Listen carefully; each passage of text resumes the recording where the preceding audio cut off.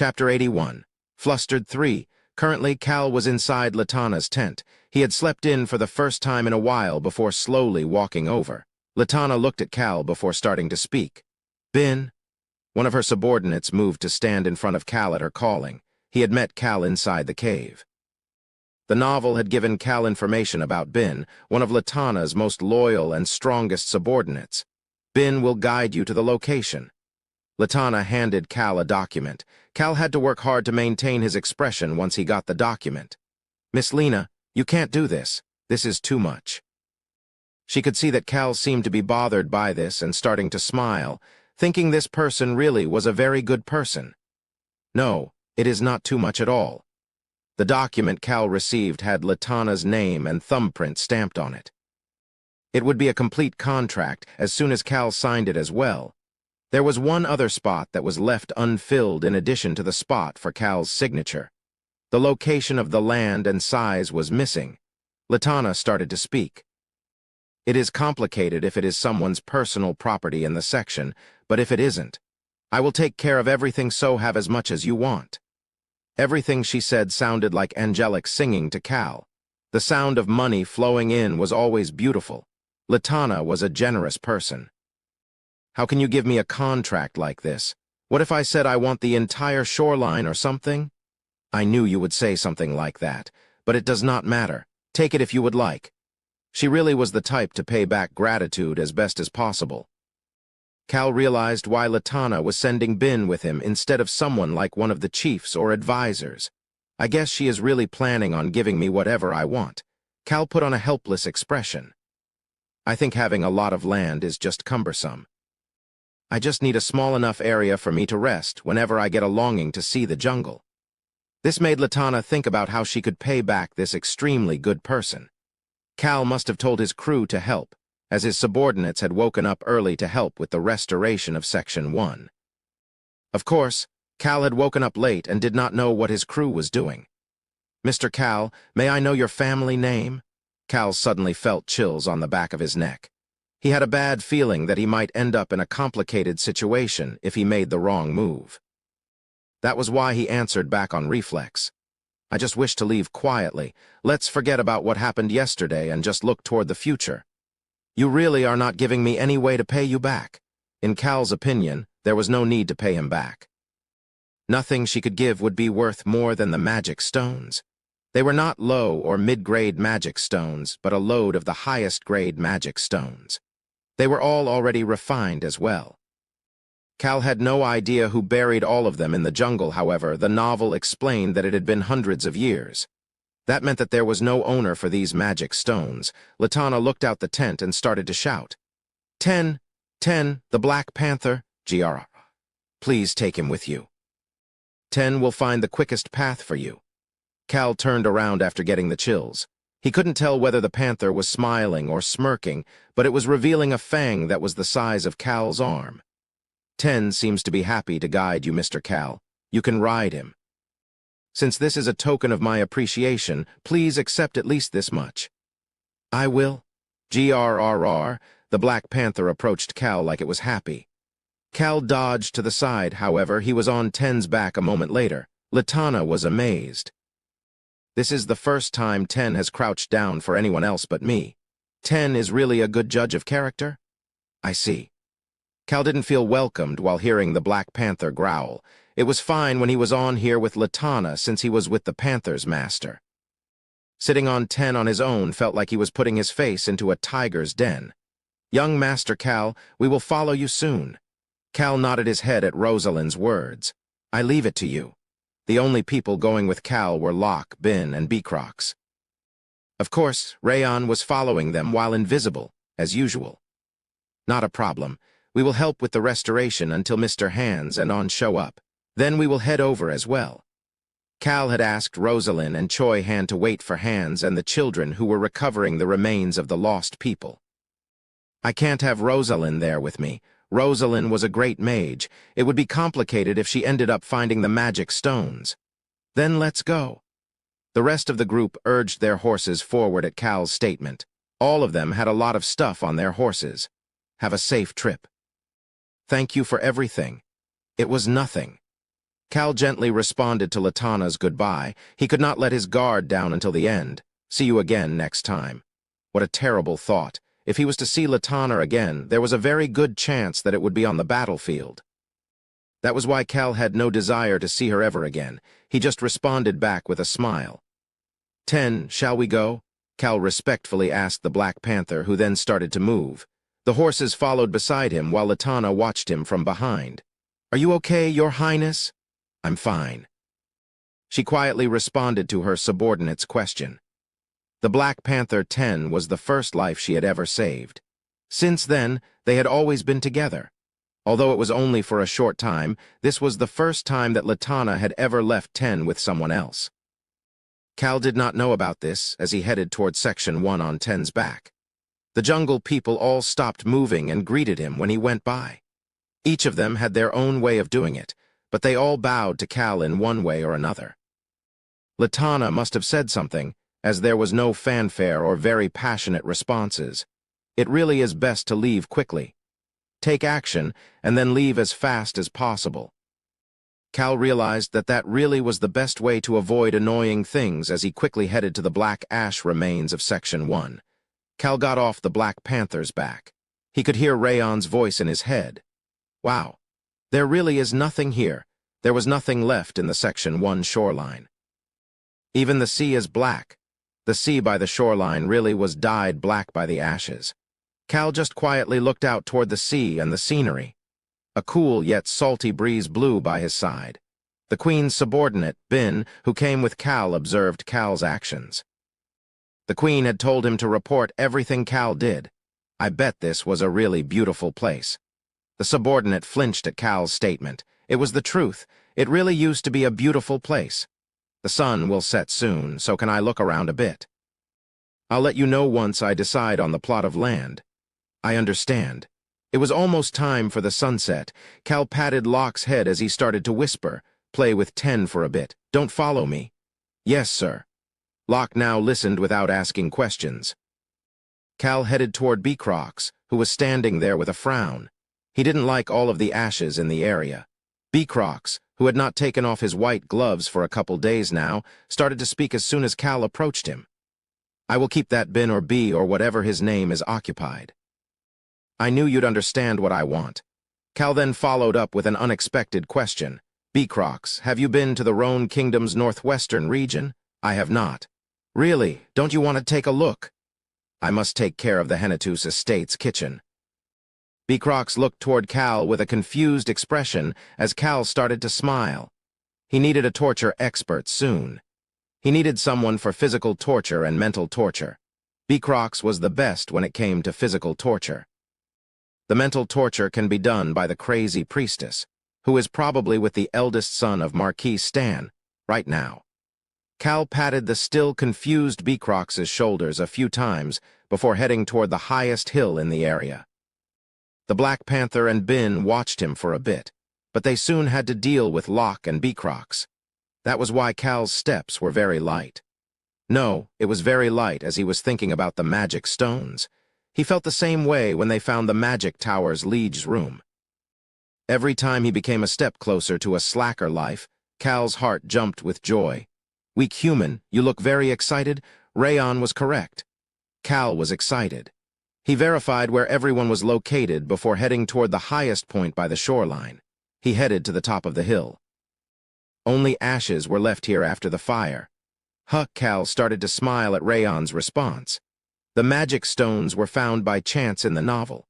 This place was normally filled with tall trees, such that you couldn't tell what was underground.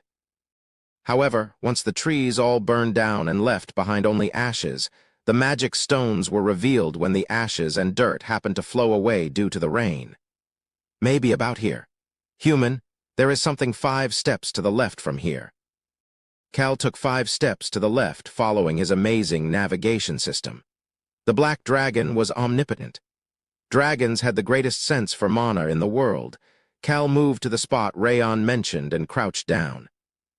He then took out the small hoe that he had used when he earned the sound of the wind. Dig. Dig. The hoe dug through the black ash and dirt. The ground was a bit mushy from the rain and thus was easy to dig. However, Cal cautiously dug like it was the most precious thing in the world. And then, finally, wow! Cal couldn't help but let out a gasp of admiration. He found a very average-looking but large metal box. However, that rusty box looked colorful. Cal worked hard to dig around the box. "Human, why are you working so hard? I've never seen you work so hard before."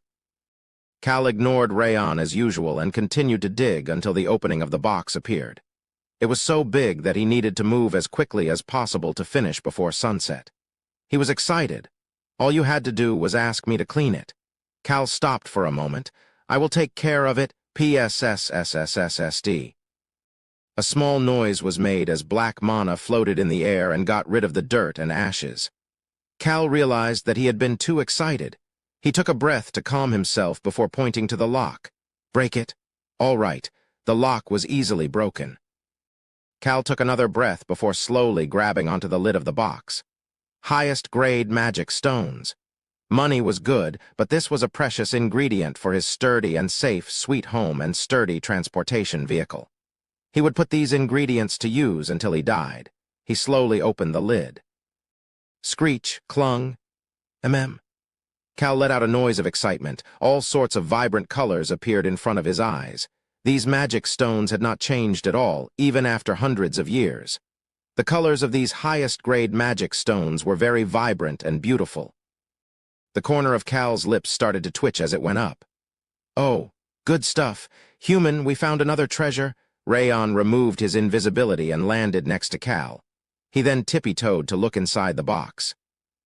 Rayon's actions made Cal look around to make sure no one was around before he lifted up a magic stone. These bundles of money. The magic stones used in the magic devices from the Whipper Kingdom were usually low or middle-grade magic stones. That should give one an idea about the worth of these highest-grade magic stones. Someone at the level of the royal family would use high-grade magic stones. The worth of these magic stones would go up based on how severe the wars became. There were all sorts of places he could sell these to. Crown Prince Alberu would definitely be one of his biggest buyers. "Human." Rayon lifted his head up from the box to look at Cal. His wings were fluttering. "I want some too." Cal flinched before deciding to be generous. He then patted Rayon's head and pointed to the box that held a couple hundred highest-grade magic stones. "I will give you the one you like the most from there." "Really? Thank you, Human. You are a very good person." Cal was happy to see that this 4-year-old was excited to get just one of these magic stones. "So hide it well in that spatial dimension of yours. Got it? All right. The seed and one magic stone are mine." Sure. Rayon was making sure to follow up with details like a proper dragon. Cal wondered if this was Rayon just getting used to the world as he watched the sunset for a while before heading back down to the shoreline. The still setting sun made a beautiful image behind Cal. He put a gentle smile on his face as pointed to the hill and started to speak to Bin. "I could see the sunset well from the top of that hill. Can I get a small plot of land up there?" "Of course."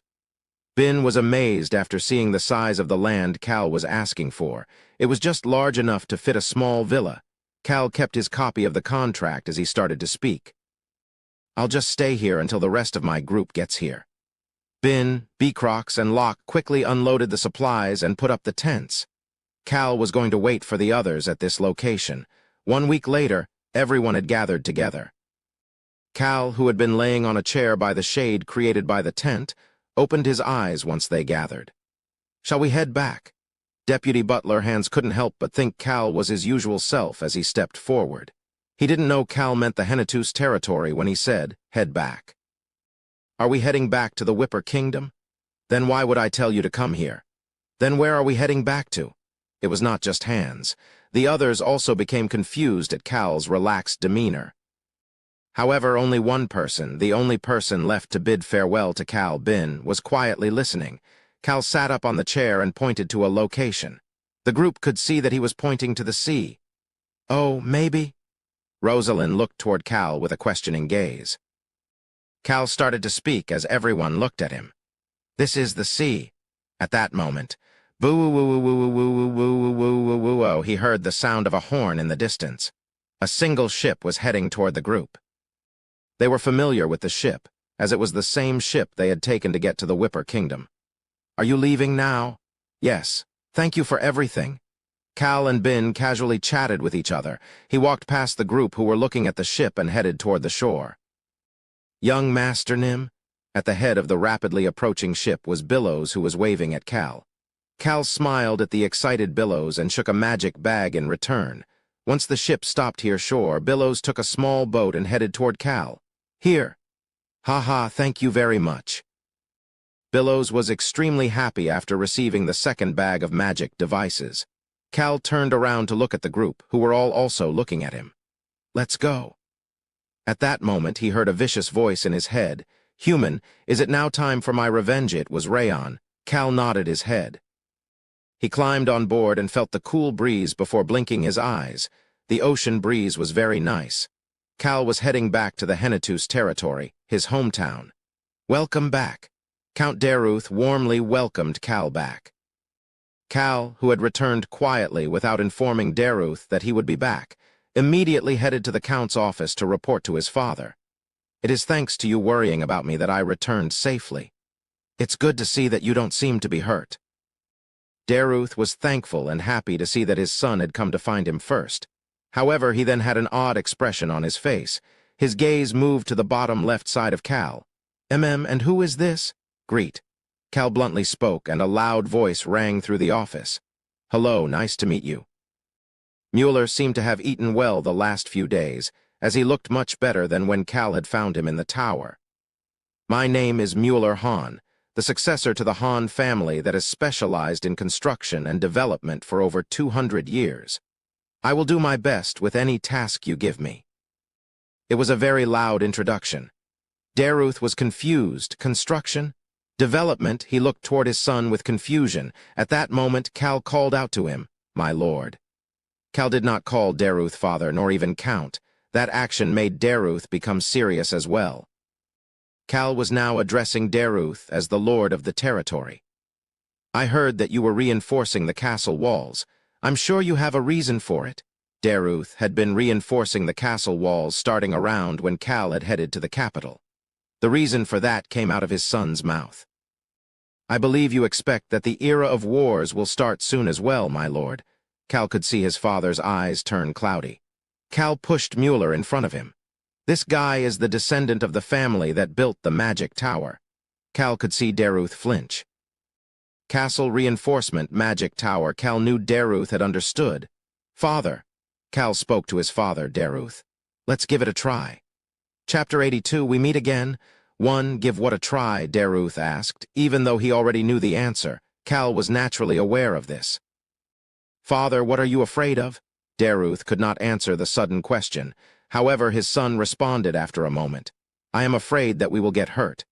Daruth's eyes became cloudy. It was the same. The thing he feared was the same as his son. No matter how selfish it may be, Daruth was scared that his territory and his family would get hurt. "I'm sure that you are aware of how the Western continent's state of affairs is ready to blow up." There was no way that the noble who suddenly started to reinforce the castle walls and invested in a naval base would not know. The Hennetus territory did not get involved in any wars until the end of Volume 5. However, there was no guarantee that it would remain that way. "I will only tell you this. The reason that the Crown Prince sent me to the Whipper Kingdom is related to something." Cal deliberately said it this way because doing so would prevent Daruth from asking Cal more about it. He would not question something from the Crown Prince. Cal said one word to Daruth: "Northerners." Daruth and Mueller both flinched and looked toward Cal. "The Northerners have created an alliance." "What?" Count Daruth started to frown. Cal understood Daruth's reaction. This was important to the Western continent's state of affairs. There were 3 kingdoms in the north. The Perun Kingdom was located farthest north. The guardian knight of the Perun Kingdom wanted to lead his knight's brigade to the fertile lands of the south. Daruth rubbed his face and sighed as he started to mumble. "It is not the Whipper Kingdom or the Magoru Empire?" Cal was internally full of admiration. Although their territory was located in the corner, Daruth was aware of the Whipper Kingdom, as well as the Ma-Goru Empire's desire to become the control tower. Why would the Empire want to be the control tower?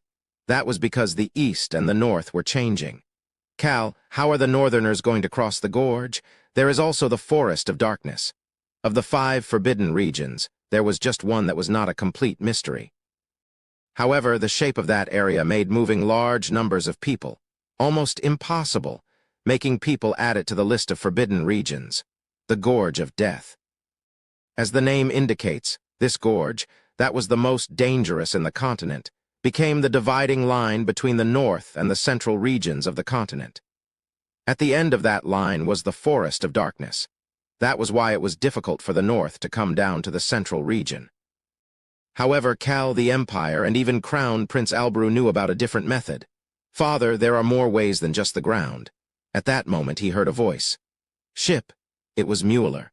The dwarf and rat half-breed quickly took off his backpack with a pale expression. There were 2 rolls of paper sticking out of the backpack. One was the blueprint for the castle, the other was of the ship.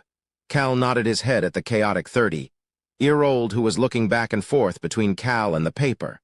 Yes, ship is an option. Sigh. Daruth let out a deep sigh and sat down on his office couch. Cal went over to sit down on the opposite side. But a ship is not the only method. There was something Cal knew about that neither his father nor the Crown Prince knew about. Why would the other 2 kingdoms ally with the Perun Kingdom? The guardian knight of the Frozen Kingdom that emphasized one's skill in martial arts had brought to reality something from the legends. A Wyvern Knight Brigade. They had found a way to dominate the sky. This brigade gave them a method to cross through both the Gorge of Death and the Forest of Darkness without any issues. Other than a long-distance levitation magic that someone at Rosalind or Rayon's level could use, this was the best you could find. Starting that moment, the 3 kingdoms start to stealthily build ships to dominate the sea as well. They had been at this for 5 years already. It would all come to fruition in less than 2 years. Why would Cal have agreed to help the Ubar territory build a naval base? It was because the North's invasion was not far away. Around that time, a future that Cal doesn't know about would start.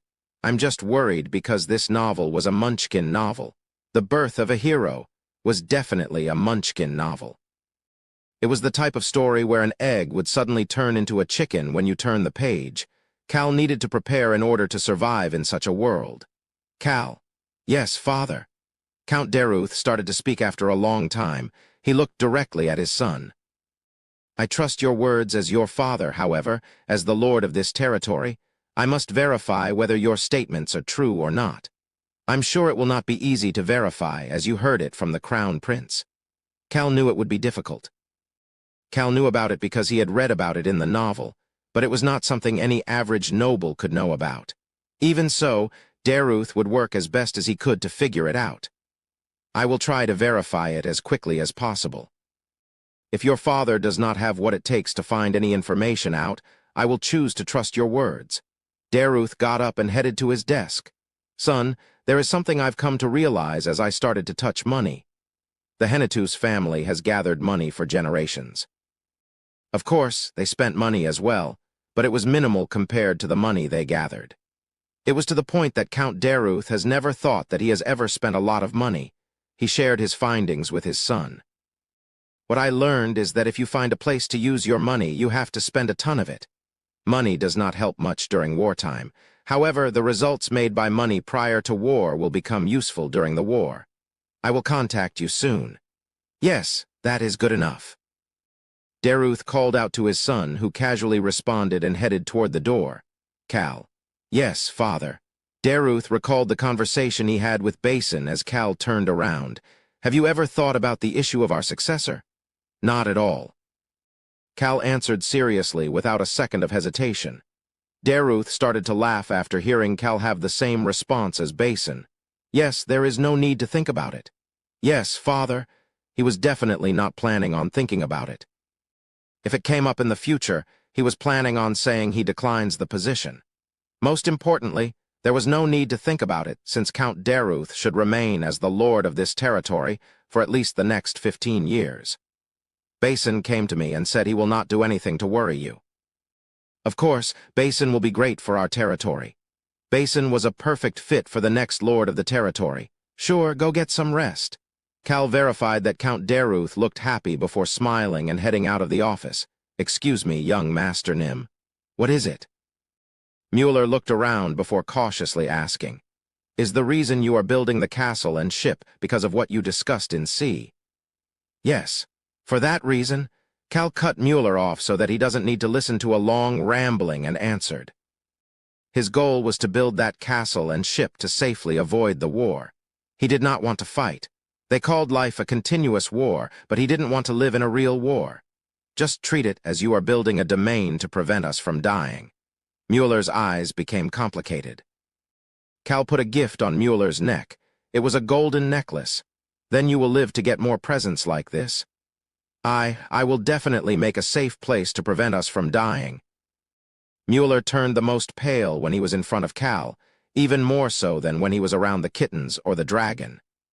Cal was satisfied with Mueller's confident answer. Giving presents and being nice really was the answer. 1 week later, Count Daruth had a look of disbelief.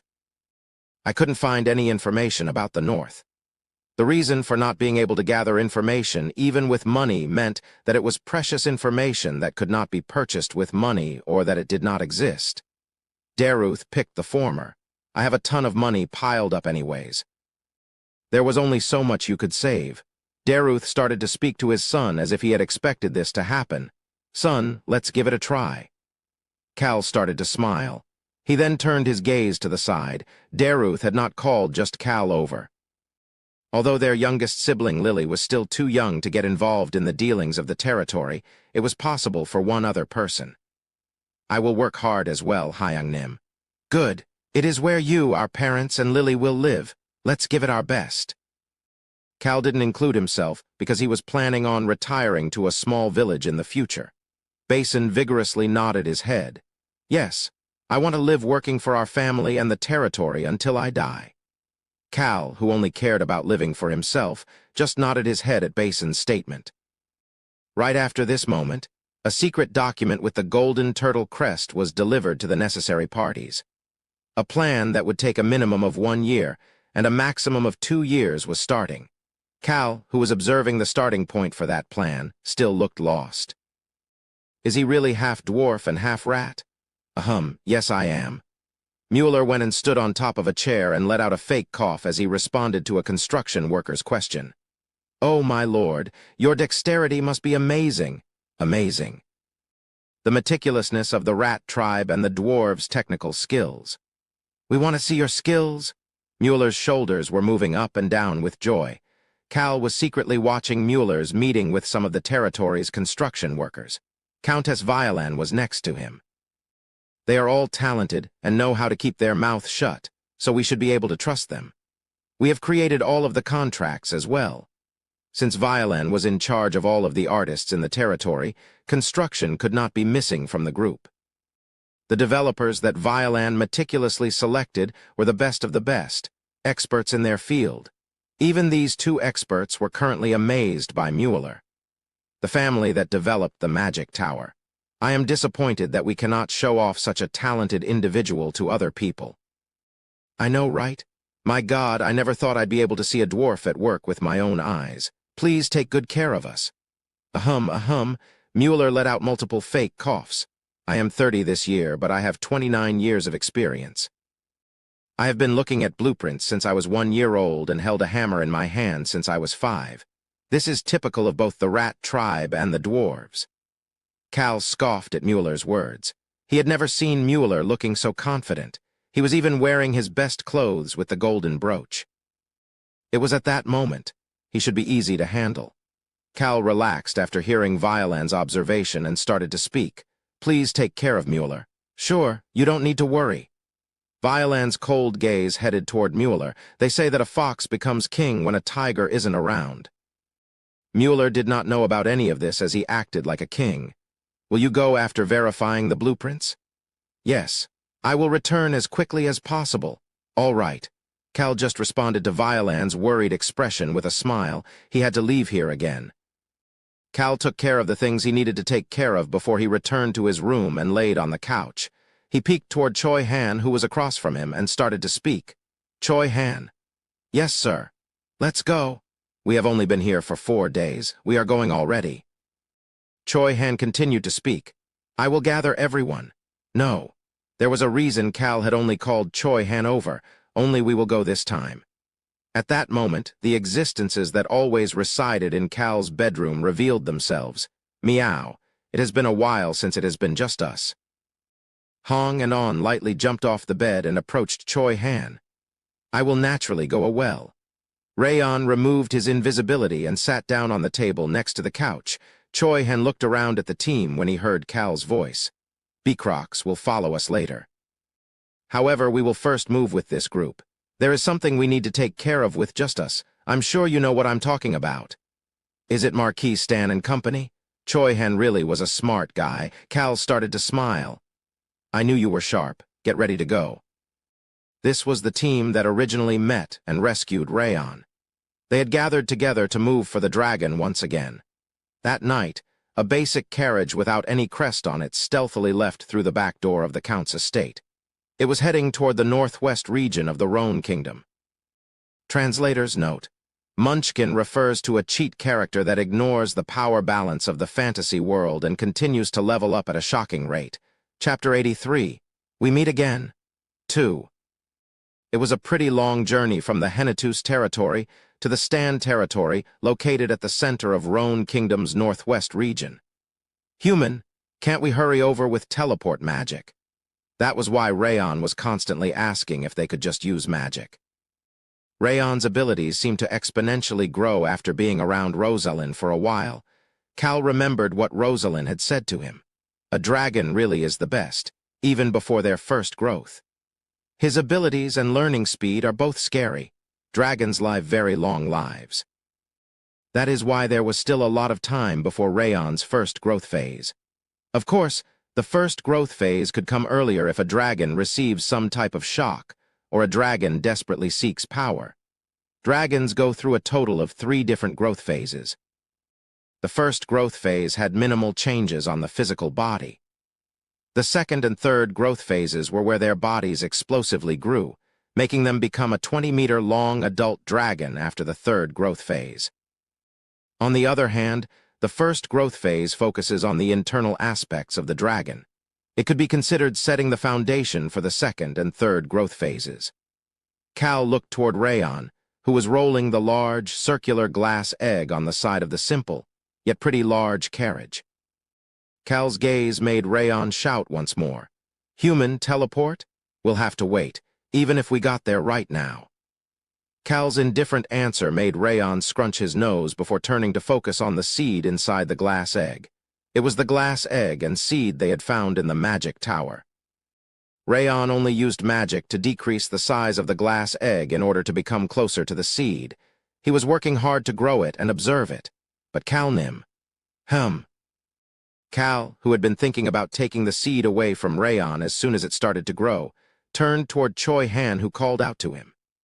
Is that plan really possible in the Stan territory? Choi Han had to also listen to Rayon's revenge plans as a lullaby for the last few days. Although he was only 4 years old, the dragon used vicious words like detention, violence, and torture. However, they were all things that Rayon had experienced for the first 4 years of his life. Why? You don't like the plan? Rayon quickly turned his head to look at Choi Han after hearing Cal's question. However, the response that came out of Choi Han's mouth was simple. No, I think the plan is passable. I am just wondering how we can deal with Marquis Stan and Venyan Stan. Rayon started to frown after hearing that his plan was passable. Cal didn't know that Rayon was contemplating new ideas about how to make this more dramatic as he started to speak.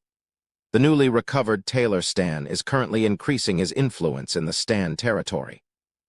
Taylor Stan, who had recovered the use of his legs through the help of the Crown Prince, was increasing his influence at a scary rate. The Crown Prince's assistance played a big part in this, however. Taylor's own skills and new health played important roles as well. And Taylor had done something Venyan would never even think about. Taylor had pointed his blade at the current lord of the Stan territory, Marquis Stan, as well. His influence is not only inside his family. Some of the Northwest nobles have chosen to trust him.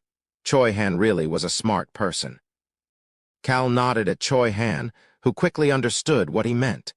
Even the number of subordinate families who prefer Taylor Stan has increased as well. They probably felt like they could live at least a slightly easier life under Taylor.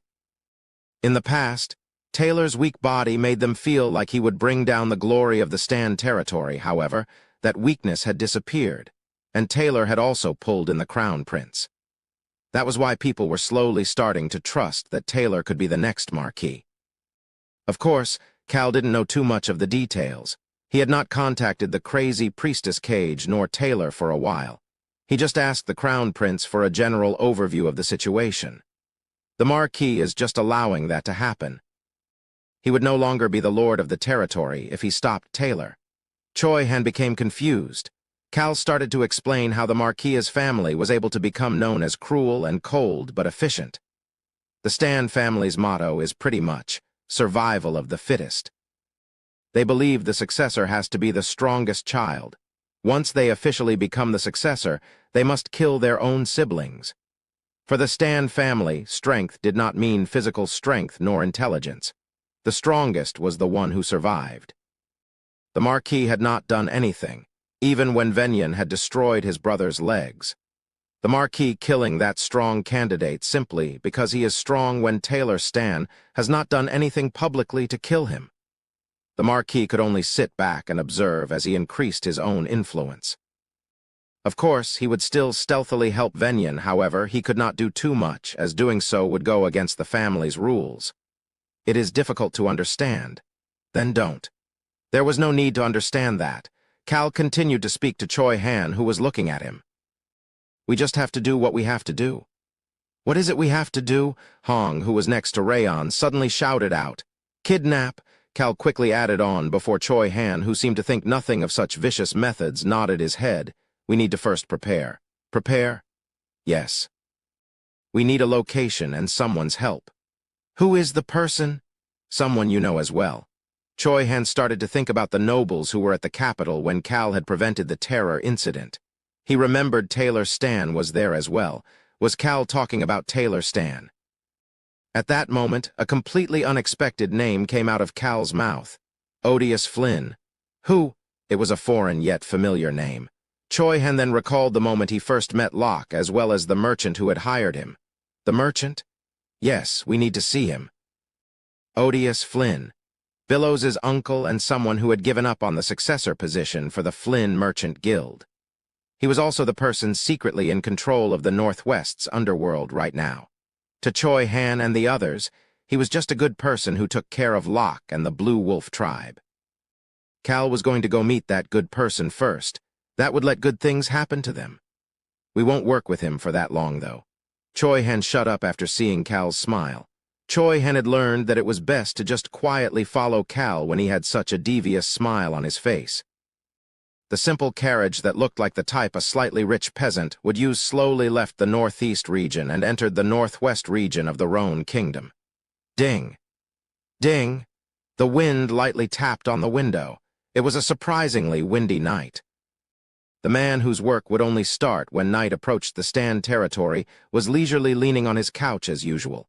On his face was a gentle smile that he brought out every so often. I'm really curious.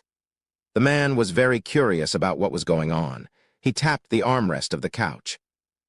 Tap, tap, tap. The window rustled along with the beat of his tapping. The wind was getting stronger.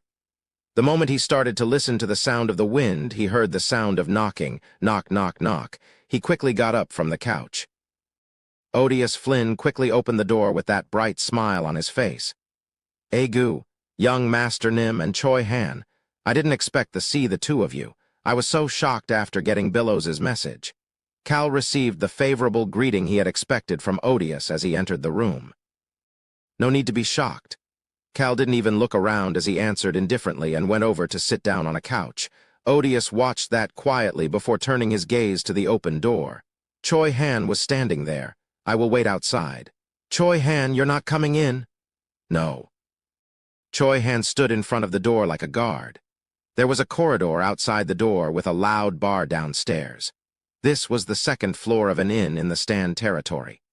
This location, that was busy with people both night and day, was where Cal had told Billows to inform Odious to meet him. "Come in if you get tired." "I will, Odious Nim. Please have a nice conversation." "Sure." Odious slowly closed the door. Cal was the only other person in the room. Odious naturally walked over and sat down across from Cal. Odious, who was sitting with the door to his back, comfortably started to converse with Cal. "Young Master Nim, it is very nice to see you again." "Really? Yes, I never expected you to come see me like this." "I see. I couldn't believe it. Even Billows didn't know where I was, so how did you know I was in the Stan territory?" Cal didn't respond to Odious's question right away. Instead, he sat up from the couch to lean forward. He then made eye contact with Odious, who was watching him closely, as if he was observing him. Cal didn't want to waste his time with such useless talk. "Odious, let me commission you for something." Cal's phrasing made Odious start to smile. "You really did know about it. Billows is serving a very scary person." Odious's gaze became sharp as he said that. How did Cal know? Did he have that many abilities? However, Odious did not put much meaning behind it. Cal had a thought as he watched Odious's expression change. He really is different than the others. Unlike everyone else whose secret identities were revealed by Cal, Odious was not surprised at all. He just considered it to be out of his expectations. The merchant of the underworld, who had experienced almost everything in his 60 years of life, asked Cal a question. "What kind of commission are we talking about?" "I knew you would be easy to talk to." Cal looked very comfortable, as if he was sitting in his own bedroom. Odious couldn't believe Cal's relaxed demeanor, but quickly stopped a chuckle from coming out. "Don't you want to get rid of Marquis Stan?" Instead, the favorable smile was firmly planted on his face. "I'm not sure what you mean." "To be more specific, isn't Marquis Stan getting in your way of completely controlling the Northwest's underworld?" Odious just quietly sat there and smiled. However, that smile was slowly disappearing. Cal was very calm, as if he was just talking about the weather or something trivial like that. "I'm sure the citizens would be shocked to hear about how such arrogant person like Marquis Stan, who claims to value the proper etiquettes of nobility, is actually someone who commits a lot of atrocities in the underworld. Am I right, young Master Nim?"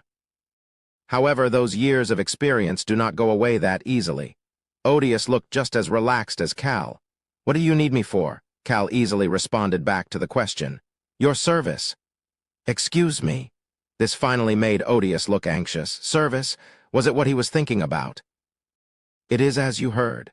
I need your service to cover up everything I do in the Stan territory, as well as supply anything I need. This includes a place for me to stay as well as food for me to eat." Odious started to smile as he casually asked. "Are you trying to use my secret identity as a weakness in order to use me as a servant?" However, Odious's tone was cold and sharp. Odious's gaze seemed to get past anxiety and turn into anger. Cal nonchalantly responded back. "You even know what I want to do?" "What are you talking about?" "Do you know what I am trying to do?" Knock, knock, knock. At that moment, Odious heard some knocks on the door. However, he could not turn around as Cal started to speak. "By the way, there is a third party coming to this discussion today." It meant one more person was coming. Creak. The door slowly opened, even though nobody said anything. Odious got up from the couch and turned around. Cree-a-kay. The door opened all the way and someone wearing a robe entered the room. That person removed their hood as soon as they entered. Gasp! Odious could not help but gasp. It was one of the people at the center of the information he considered top priority these days. Long time no see, Priestess Nim. It was the person who was always by the side of Taylor Stan, who was trying to take over the successor position. It was a woman who had short hair and was wearing a priestess outfit with no crest for the god she was serving. The priestess outfit was not visible under the robe today. It was the crazy priestess cage. "Ah, right." Cal modified his greeting. "You are not a priestess anymore." "Long time no see, Cage." "Yes, young Master Nim. Nice to see you again." Cal turned to look at Odious, who was staring at him. Odious's eyes were full of avarice. The novel had a few lines about Marquis Stan and Venyan during the Black Dragon arc. Two of those lines were about how Venyan got his power within the successor candidates. These two sentences made Kim Rock-soo understand how Venyan could make Taylor Stan lose his legs and then eventually kill him. The current operation had started from those two lines. Although these two lines were short, they held a lot of information about the type of person Venyan was as well as his past. He asked Odious a question. "So, aren't you curious about my commission now?" Odious sat back down across from Cal without saying anything else. Cage sat down on the remaining seat. It was now the perfect time to discuss the operation. Chapter 84, We Meet Again. 3. The beginning of the conversation naturally started with the most curious person. Odious was the first to start the conversation. "I never knew that the two of you knew each other." "Are you curious about that?" Odious answered as if it was obvious. "Not at all." Cal also accepted it, as if that answer was the obvious answer. Someone like Odious would personally investigate something like this. What kind of merchant earns information from his client? "Odious, when does Venyan visit this place?" While Odious had been working in the underworld for the past 5 years, he had figured out that there was someone who was an obstacle for his taking control of the entire underworld. However, he was never able to figure out who it was. The information that he had only recently learned was coming out of Cal's mouth. "You mean the back alley?" The young master in front of him knew that Venyan would come to the back alley. Of course, Cal was just reiterating the information about Odious that he had read in the novel. They called the dark side of the Stan territory the back alley. Gambling, alcohol, prostitution, the black market with illegal items, slavery, and violence.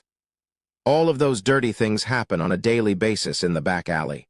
Only Odious did not use slaves or violence. He always put conditions so that both the client and he could be protected by each other for any deal. That was why Cal had come to find him.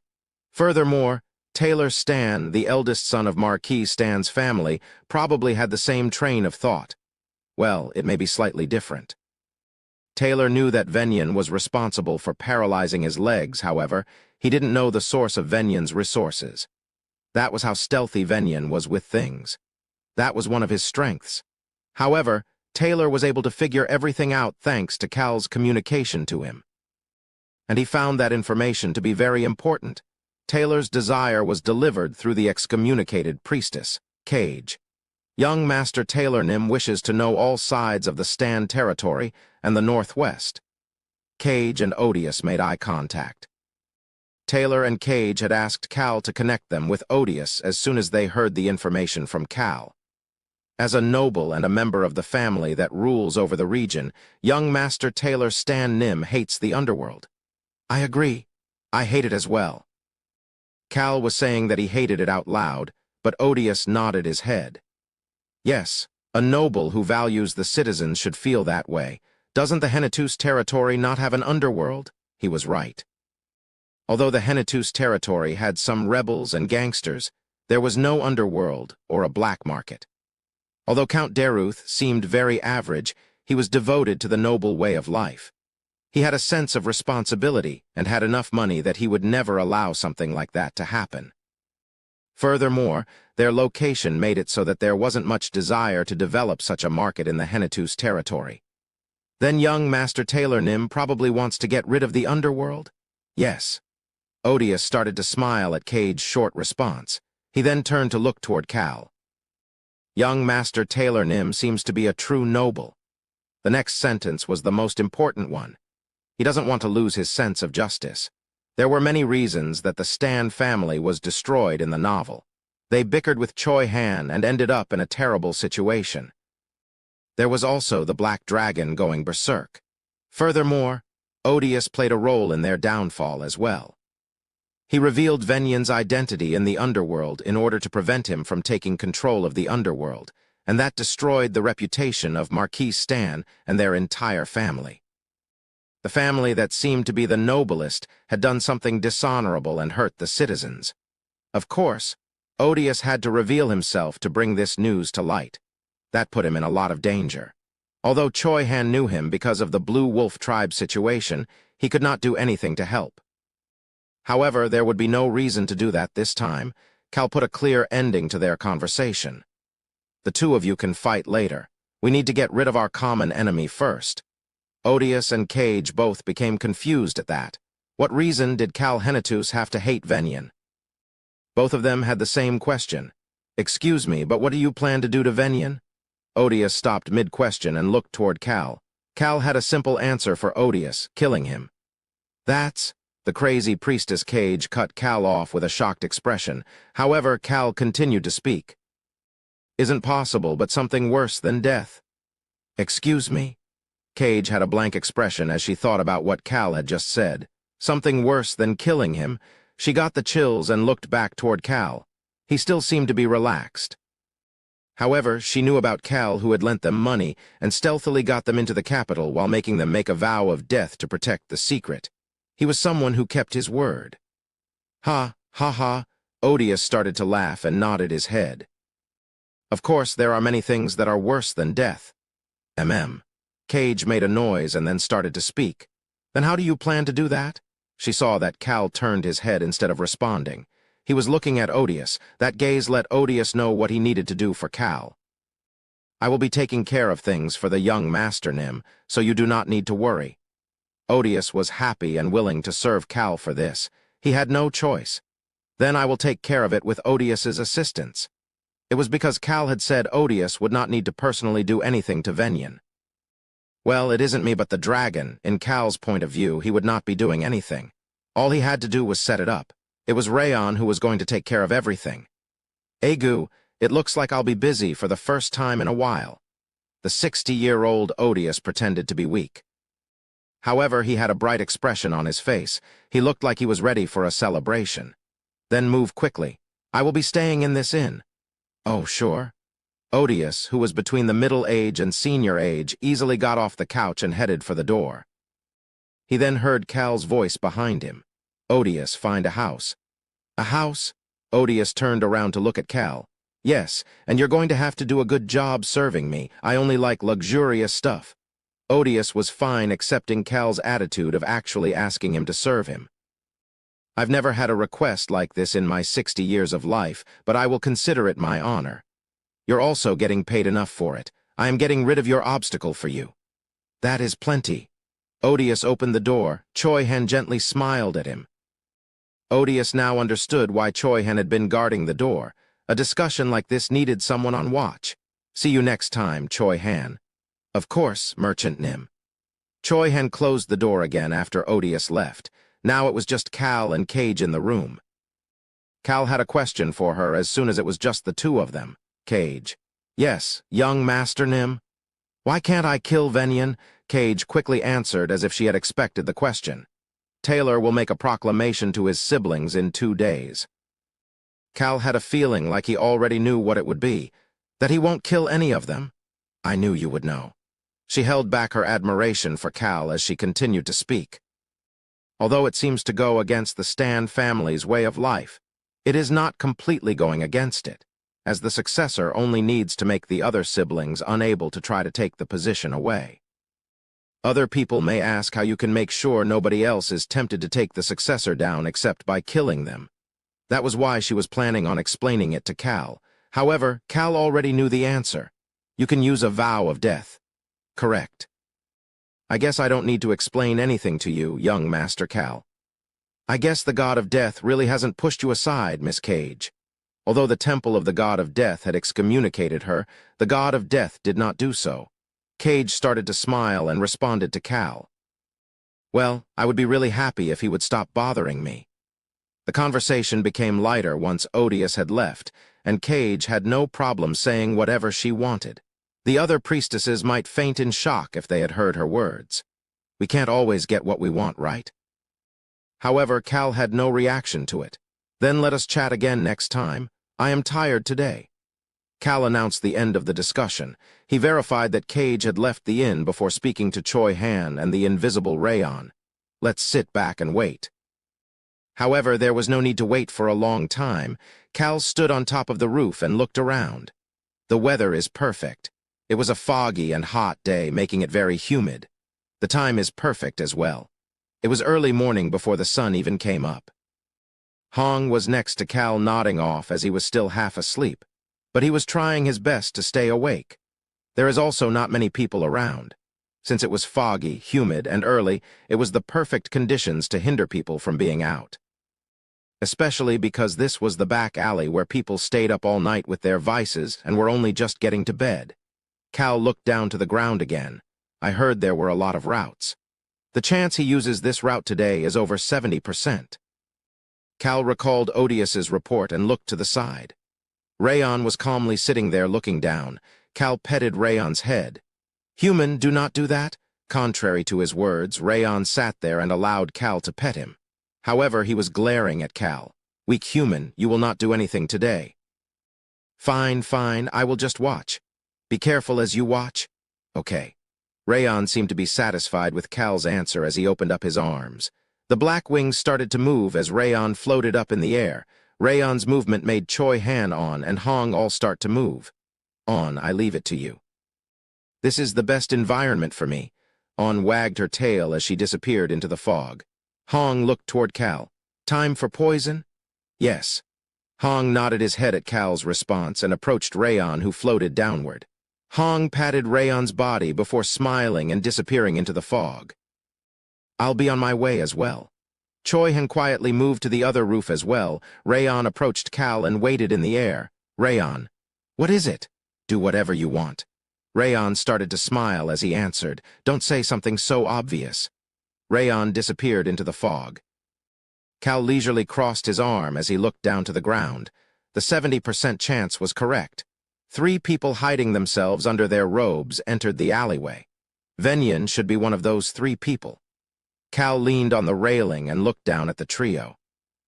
Venyan Stan did not know Cal was watching as he started to walk quickly. Crazy bastard. Venyan was swearing internally, which was not how a noble should act. Yesterday, his formerly paralyzed brother said some crazy shit. "I will not kill my siblings. I only plan on ruling over them." Taylor's words caused a huge reaction, making the family quite chaotic right now. Thanks to that, Venyan was able to come to this place early in the morning. Taylor was gaining too much power right now. There was a need to suppress him. Normally, he would not have made the trip himself, however, according to his lackey in the back alley. The most influencing black market merchant kept getting in their way lately, making it difficult for them to make any moves. "All these useless fools keep getting in my way." Venyan clicked his tongue as he quickly walked through the fog. He was thankful that it was foggy as it would prevent many people from seeing him. "At least the weather is helping me." Venyan was happy that the fog was getting thicker. His 2 lackeys followed behind him. There was something they missed as they walked through the fog. It was because their hood was down very far to prevent people from recognizing them. The fog above their heads was slowly becoming black. Meow. Tusk. Venyan clicked his tongue at these cats that meowed even this early in the morning. There were a lot of useless people and stray animals in this back alley. They needed to either gather them up and teach them or kill them all. Meow. Another chilling meow could be heard. That made Venyan think of someone. That existence was responsible for all of his issues. "I should have killed it." Venyan started to frown. He should have killed that damn black dragon. None of this would have happened had he done that. He had caused a scene about taming it, and that led to his downfall. He was extremely frustrated. At that moment, he heard a cat meow once again. Meow so annoying. It was the moment Venyan mumbled in frustration. Ugh, the sound of someone trying to breathe was heard behind Venyan. Plop. He then heard something fall to the ground. "Why, young Master Nai," he then heard his lackey's voice. Venyan quickly turned around. What? One of his lackeys was on the ground holding his neck. The lackey that had called out to Venyan was staggering as he slowly fell. "See, can't breathe, Keck." The lackey's face turned blue before he fell down. That lackey's hood touched the tip of Venyan's boot. This sudden turn of events made Venyan start to frown and become chaotic. He had never expected something like this. Meow. At that moment, he heard the cat meow again. Venyan realized something else as well. The cat's meow was slowly getting closer. Meow, above, it is coming from above. Venyan lifted his head. That was when he saw it. Huh! Unlike the white fog around them, the fog above them was dyed black and red. That fog looked dangerous. Venyan subconsciously took a step back. It was at that moment. Tap, something touched Venyan's back. Venyan stopped for a moment before grabbing the hilt of his sword and quickly turning around. However, all he could see was the fog. What the? He subconsciously started to speak. His lackeys were moaning behind him. Ooh, ooh, ooh, ooh, kek, ugh. He could hear a faint wind as well. Swish, it was the moment Venyan was about to turn his head on reflex. Hi there, Venyan could hear a voice. He turned back around but did not see anything. No, it was just that he could not see it. A black figure slowly appeared in front of Venyan. That figure was taking his time to slowly reveal himself. Venyan started to step backward. Tap, however, his path was blocked by one of his fallen lackeys. And then that black existence completely revealed himself, those eyes that showed intense hatred for Venyan. He had not seen this figure for a very long time. We meet again. The black dragon appeared in front of him. The dragon, Rayon, was smiling. Chapter 85, we meet again. 4. How did this bastard? Rough words that were not fitting for a noble came spilling out of Venyan's mouth on reflex. His hood slowly came off to reveal his entire face. It was completely pale. The black dragon slowly flapped his wings as he approached Venyan. Why are you so surprised? The calm and low voice reached Venyan's ear. What is it? Are you having a hard time recognizing me because I am not all bloodied up? Rayon had a completely indifferent expression as he said that. He then slowly approached Venyan while his black mana was fluctuating in the air around him. Venyan took a step back. Ugh. He stepped on one of his lackey's bodies as he continued to walk backward. Venyan Stan. The dragon was speaking. Venyan had never heard the dragon speak in the 4 years he had watched it get tortured. It was also calling out his name. The dragon in front of him was different from the existence that used to get beaten and bloodied by clubs and whips. Although the dragon was still the same tiny size, that formerly tortured existence was standing in front of him as a higher-ranking race. I guess you never expected me to come back. Venyan had never expected this. All he had thought about was how he needed to find the dragon and bring it back to teach it to learn. It was a foolish thought. The foot taking another step back had started to shake. He couldn't help it. What? What the hell is going on? The dark red fog approached him and started to move up, starting from this feet and moving up to his leg. It was like a snake was coiling around him. However, he could not run away. Nice to see you again. That dragon that was greeting him had tied him up with his mana. This snake-like fog had now reached Venyan's neck. Ugh, one of his lackeys grunted once more before becoming quiet. Hiss. The wind sounded like a snake hissing by his ear. Venyan looked very shabby right now compared to his usual self. Nuu. The fog reached just underneath his nose now. He had never been through something like this before. He could not do anything with his body paralyzed by the dragon's magic. The dark red fog slowly covered his nose and face. Venyan tried to hold his breath, but eventually the fog entered into his nose. He could not breathe. At that moment, he could see the dragon's face through the fog. I am very happy to see you, Venyan Stan. Ugh. Rayon could see Venyan's face through the fog. Venyan's body was shaking after having absorbed on and Hong's lightly poisonous fog. Rayon slowly removed the mana, tying Venyan down. Plop. Venyan fell down to the ground. He had already lost his consciousness prior to Rayon removing his mana. Rayon just quietly stared at the fallen Venyan. At that moment, a hand started to pet him on the head. It was Cal. Cal had used the sound of the wind to lightly jump from the rooftop. He petted Rayon's head as he looked down at Venyan. He could hear Rayon's voice. Weak. He's so terribly weak. Cal put on a bitter smile. It was because Rayon sounded so upset. However, Cal asked him back. So, do you want to stop? No, I will treat him the same way he treated me. Cal patted that round head of Rayon's after seeing him respond without a second of hesitation. He looked around before speaking once again. Start. Tap, tap. The kittens On and Hong, who were on top of a nearby building, lightly jumped down. Once they did that, On controlled the fog in order to provide a path for Choi Han. They are all waiting at the entrance of the alley. Cal could see Rayon slowly turning invisible and gave the order. Tell them to come. Yes, sir. 2 small carriages soon entered the alley and filled it up. A person came out of one of those carriages. Good morning, young Master Nim. Here they are. The crazy priestess Cage gulped while looking at the unconscious lackeys on the ground, as well as Venyan's Stan, who Choi Han had picked up. She had not seen what had happened in this alley. The fog had played a part, but it was mainly because Choi Han was in the front of the alley entrance guarding it. She could see that the two lackeys were frowning even while unconscious, and that Venyan looked very pale with fear. We do not have time.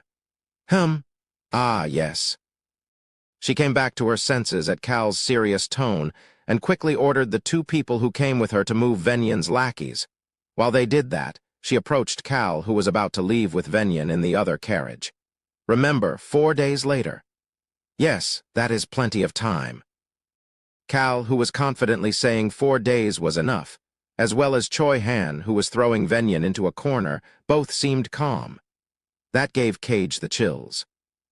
He felt different than the Cal Henitus who stepped up to protect everyone in the castle, as well as the same young master who helped her and Taylor out. However, Cal soon started to smile. He needed to act properly for his plan. Yes, I will trust you. Since you set the date, please remember it, young Master Nim. 4 days. Cal thought about what would happen in these next 4 days as he gave a clear response to this priestess who was full of worries. Yes, it is impossible for me to forget, so please stop worrying. Absolutely. Cal looked toward Venyan as he continued to speak. Each day will feel like a year, so he will definitely not be able to forget it. He then turned toward Cage and said goodbye. Then we will be off now. Ah, yes. She would never forget the way Cal stared at Venyan. It was so scary. She continued to watch the carriage until it disappeared out of the alley. It should be fine, since he promised not to kill him. Cal promised to hand Venyan over without killing him. Cage and Taylor trusted him since he wasn't the type to break a promise, and because he was the reason that they were able to hatch such a plan in the first place. We should trust him since we said we would. Cage firmed her resolve. She needed to start moving quickly starting today. Everybody is on the carriage. Yes, ma'am. Then let's go. Her carriage left the alley as well. It was heading in the opposite direction of Cal's carriage. Cal's carriage was heading opposite of the Stan Territories Lord's castle. It was heading toward the quite luxurious section where the rich, the nobles, and the knights lived. The streets were clean and all of the buildings looked fancy. Click, click. The carriage that was moving across the early morning fog stopped in front of a single residence. The gates slowly opened. Cree-yak, clunk. The carriage headed to the back of the residence as soon as the strong iron gates opened. There was a door heading underground in this average-looking residence. It's a nice house. Cal made an observation as he got off the carriage and looked toward the driver. The driver had his head deep under a hood. The robe's hood lifted up a bit in response to Cal. You can go. Odious, the man under the hood, slightly bowed before quietly and stealthily heading out of the residence's back gate. He wanted to turn around and look at Cal once more, but held himself back. I was wrong about him. He had personally moved because Cal had told him it was something he couldn't leave to one of his subordinates. He now understood why Cal had told him to serve him. The things they were doing were not things anybody else could know about. A torture chamber. He was certain Cal was known for being a good person. He was also one who would sacrifice himself for others. However, that was not the real Cal. Even Choi Han, who was a good person, listened to Cal's orders. Odious thought about his nephew, Billows, who had said he would follow Cal. Odious then started to move quickly as he needed to cover Cal's tracks for the next 4 days. The problem is that I am following him like it is normal. Odious mumbled in a quiet voice before disappearing into the fog. Cal opened the door heading underground once Odious disappeared. Screech. A chilling noise was heard as the door slowly opened. Ah, you've arrived. He could see B-Crocs right by the door. B-Crocs had arrived here yesterday evening. Son of the assassin, Ron, a swordsman and chef. B-Crocs held many titles. However, the one title being utilized right now was that of a torture specialist.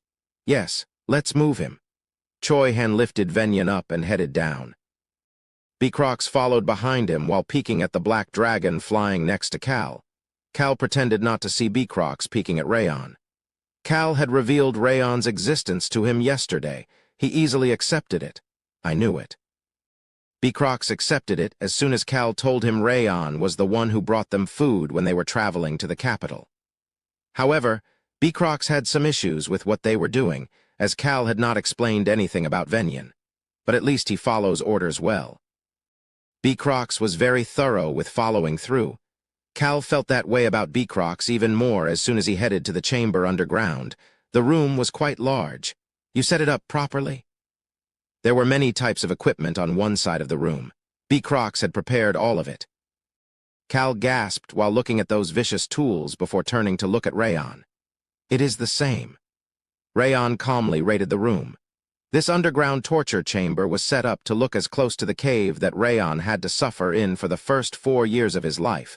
Choi had put Venyon on a chair. Beecrox looked toward Cal and started to speak. Do I just need to work on him? Yes. What should I do to him? Rayon was the one to answer that question. Beecrox had to speak to the dragon that flew in front of him.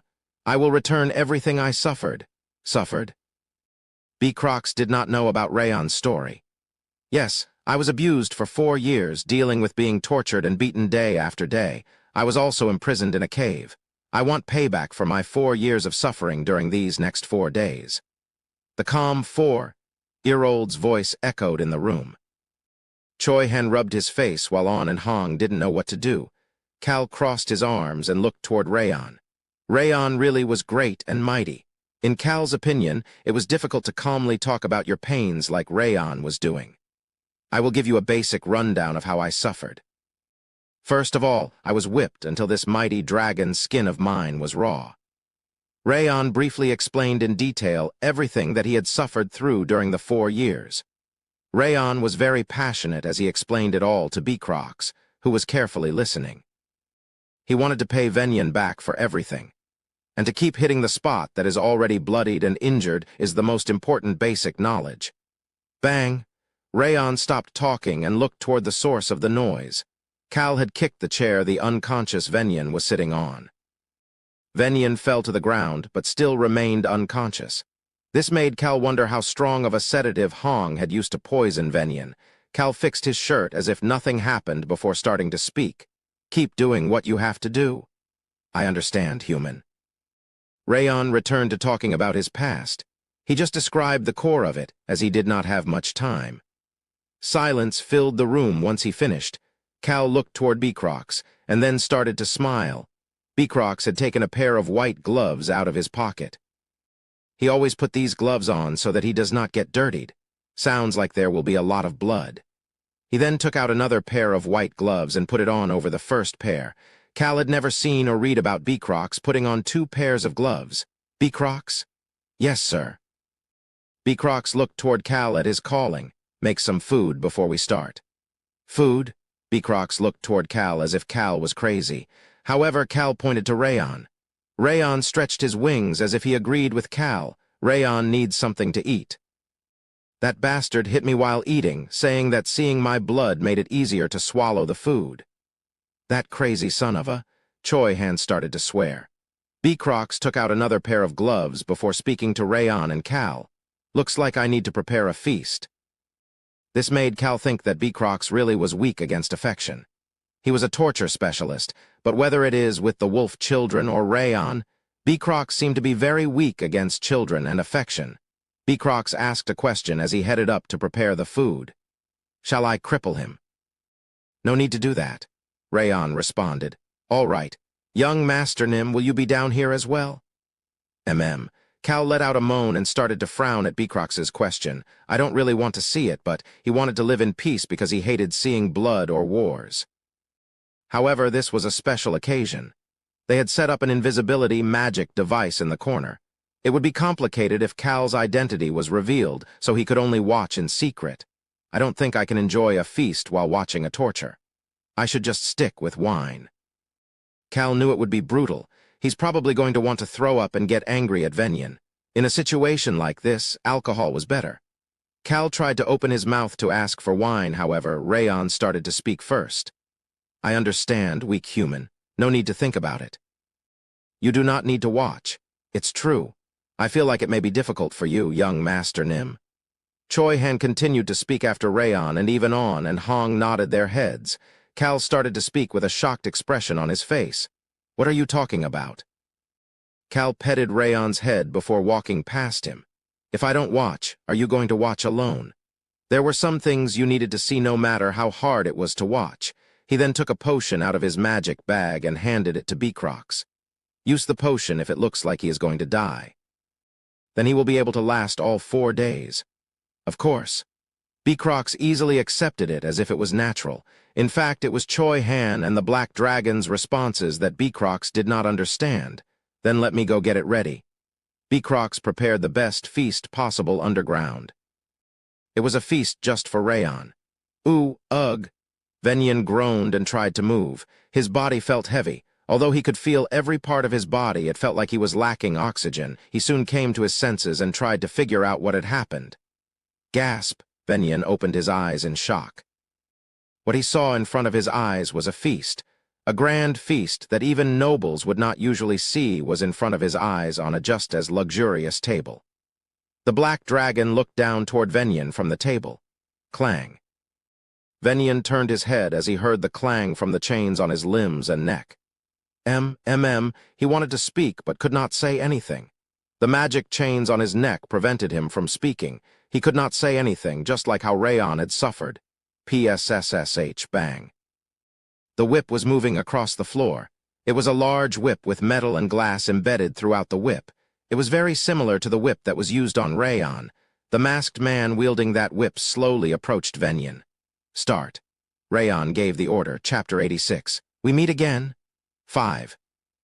The masked man, Beacrox, flicked the whip. Flick. The whip cut through the air and landed on Venyan. Venyan's body was heavy, but he could still feel pain. The whip continued to land on Venyan's body. The simple noble's attire underneath, the robe started to tear, and the skin underneath started to bleed as the sharp additions to the whip cut into his skin. Some of the glass fell off the whip and remained pierced in his skin. It was the same way Rayon was abused when he was just a newborn. Ooh, ugh, ooh. Venyan was shouting something, but the words did not come out of his mouth. He tried to struggle and move, but his body was still paralyzed. Just like Rayon had suffered under the Monar restriction chains, Venyan could not do anything but suffer. All he could do was slowly curl up. However, just as Rayon had done, Venyan glared up at the Black Dragon on top of the table. It was a glare that showed that he would not give in. Flick, flick, the whip cut through his cheeks as he continued to glare. Ugh, Venyan's body shook in pain as it slowly became drenched in blood. However, Beacrox showed no reaction and continued to whip at a steady pace. He whipped the bleeding areas over and over and did not show any emotion even as the blood sprayed into the air. Cal turned after hearing a moan from his side. The baby kittens On and Hong were in the invisible area with him curled up next to each other. Hong seemed to find it difficult to watch as he looked up at Venyan and looked down at the ground over and over. Rayon had already set up noise-suppressing magic in this invisible area, so there was no chance of getting caught by Venyan. However, it wouldn't really matter if Venyan heard the noise. Ugh, ooh, ooh, ah, yeah. Venyan's cheeks were completely bloody as he started to shout some groans and words that could not be understood. Every time he did that, Beacrox just flicked the whip even harder. Do not speak. Stay still. Stop glaring. That seemed to be the message as the whip landed any time Venyan showed any of those reactions. I need to watch. That's what I need to do. That was what the silver kitten On was saying as she lowered her head. Cal understood how they were feeling. On and Hong were in pain watching this. The basement, where Venyan's arms, legs, and neck were chained up, was slowly turning red with blood. But it was not that they were struggling to watch because it was scary or because they felt bad for Venyan. It was because they knew what Rayon had gone through and that this was only just the beginning. Cal petted On and Hong's heads. You don't need to watch if you can't. He turned his head as he said that. He could see Rayon sitting alone on top of the table. Rayon was currently eating. He was eating his favorite food, steak. Rayon continued to stuff his mouth with food. Rayon fed himself over and over while listening to Venyan scream. Rayon had looked forward to this moment over and over for a very long time. He had imagined this exact scene in his head numerous times. That was why he could not miss even a moment of this meal, no, this feast. Precious food that he could not have even imagined half a year ago, as well as a healthy body and his freedom. Rayon continued to eat as he savored all of the things he had now gained. Cough. Rayon coughed for a moment from stuffing too much food, but he did not stop. Cal observed Rayon's face as well as his actions. Rayon was crying, however, he did not stop. Cough. He continued to stuff himself with food while observing Venyan getting whipped. On and Hong did not manage to see how Rayon was right now, but Cal was making sure to observe Rayon. Ah. Venyan's body started to twitch. Beecrox continued to flick the whip in spots he knew would hurt. Venyan could not even look up at the black dragon on top of the table anymore. He just had a blank expression as he slowly lost consciousness while being surrounded by his own blood. Swish! With a loud noise, the whip struck Venyan's head, making him finally lose consciousness. Rayon stuffed another steak into his mouth. Rayon's eyes were open, but he did not see Venyan. What he saw was his past self. That was why he could not stop. It was at that moment. You're going to choke? Tap, tap, he could feel the sturdy yet warm hand on his back. He was familiar with it now. Rayon turned his head. Tusk, it's all over your mouth. The voice was as indifferent as usual. Rayon could see a sleeve wiping his mouth as well as Cal's face. Rayon slowly turned his head. Venyan was lying on the ground. Rayon looked at the unconscious Venyan and started to speak. I will continue to watch. Sure, let's watch together. Rayon put his head on the table as Cal said that. Cal continued to pat Rayon's back as he looked at Beecrox. Beecrox could see that Cal was frowning. What is it, young master? Why are you using the potion now?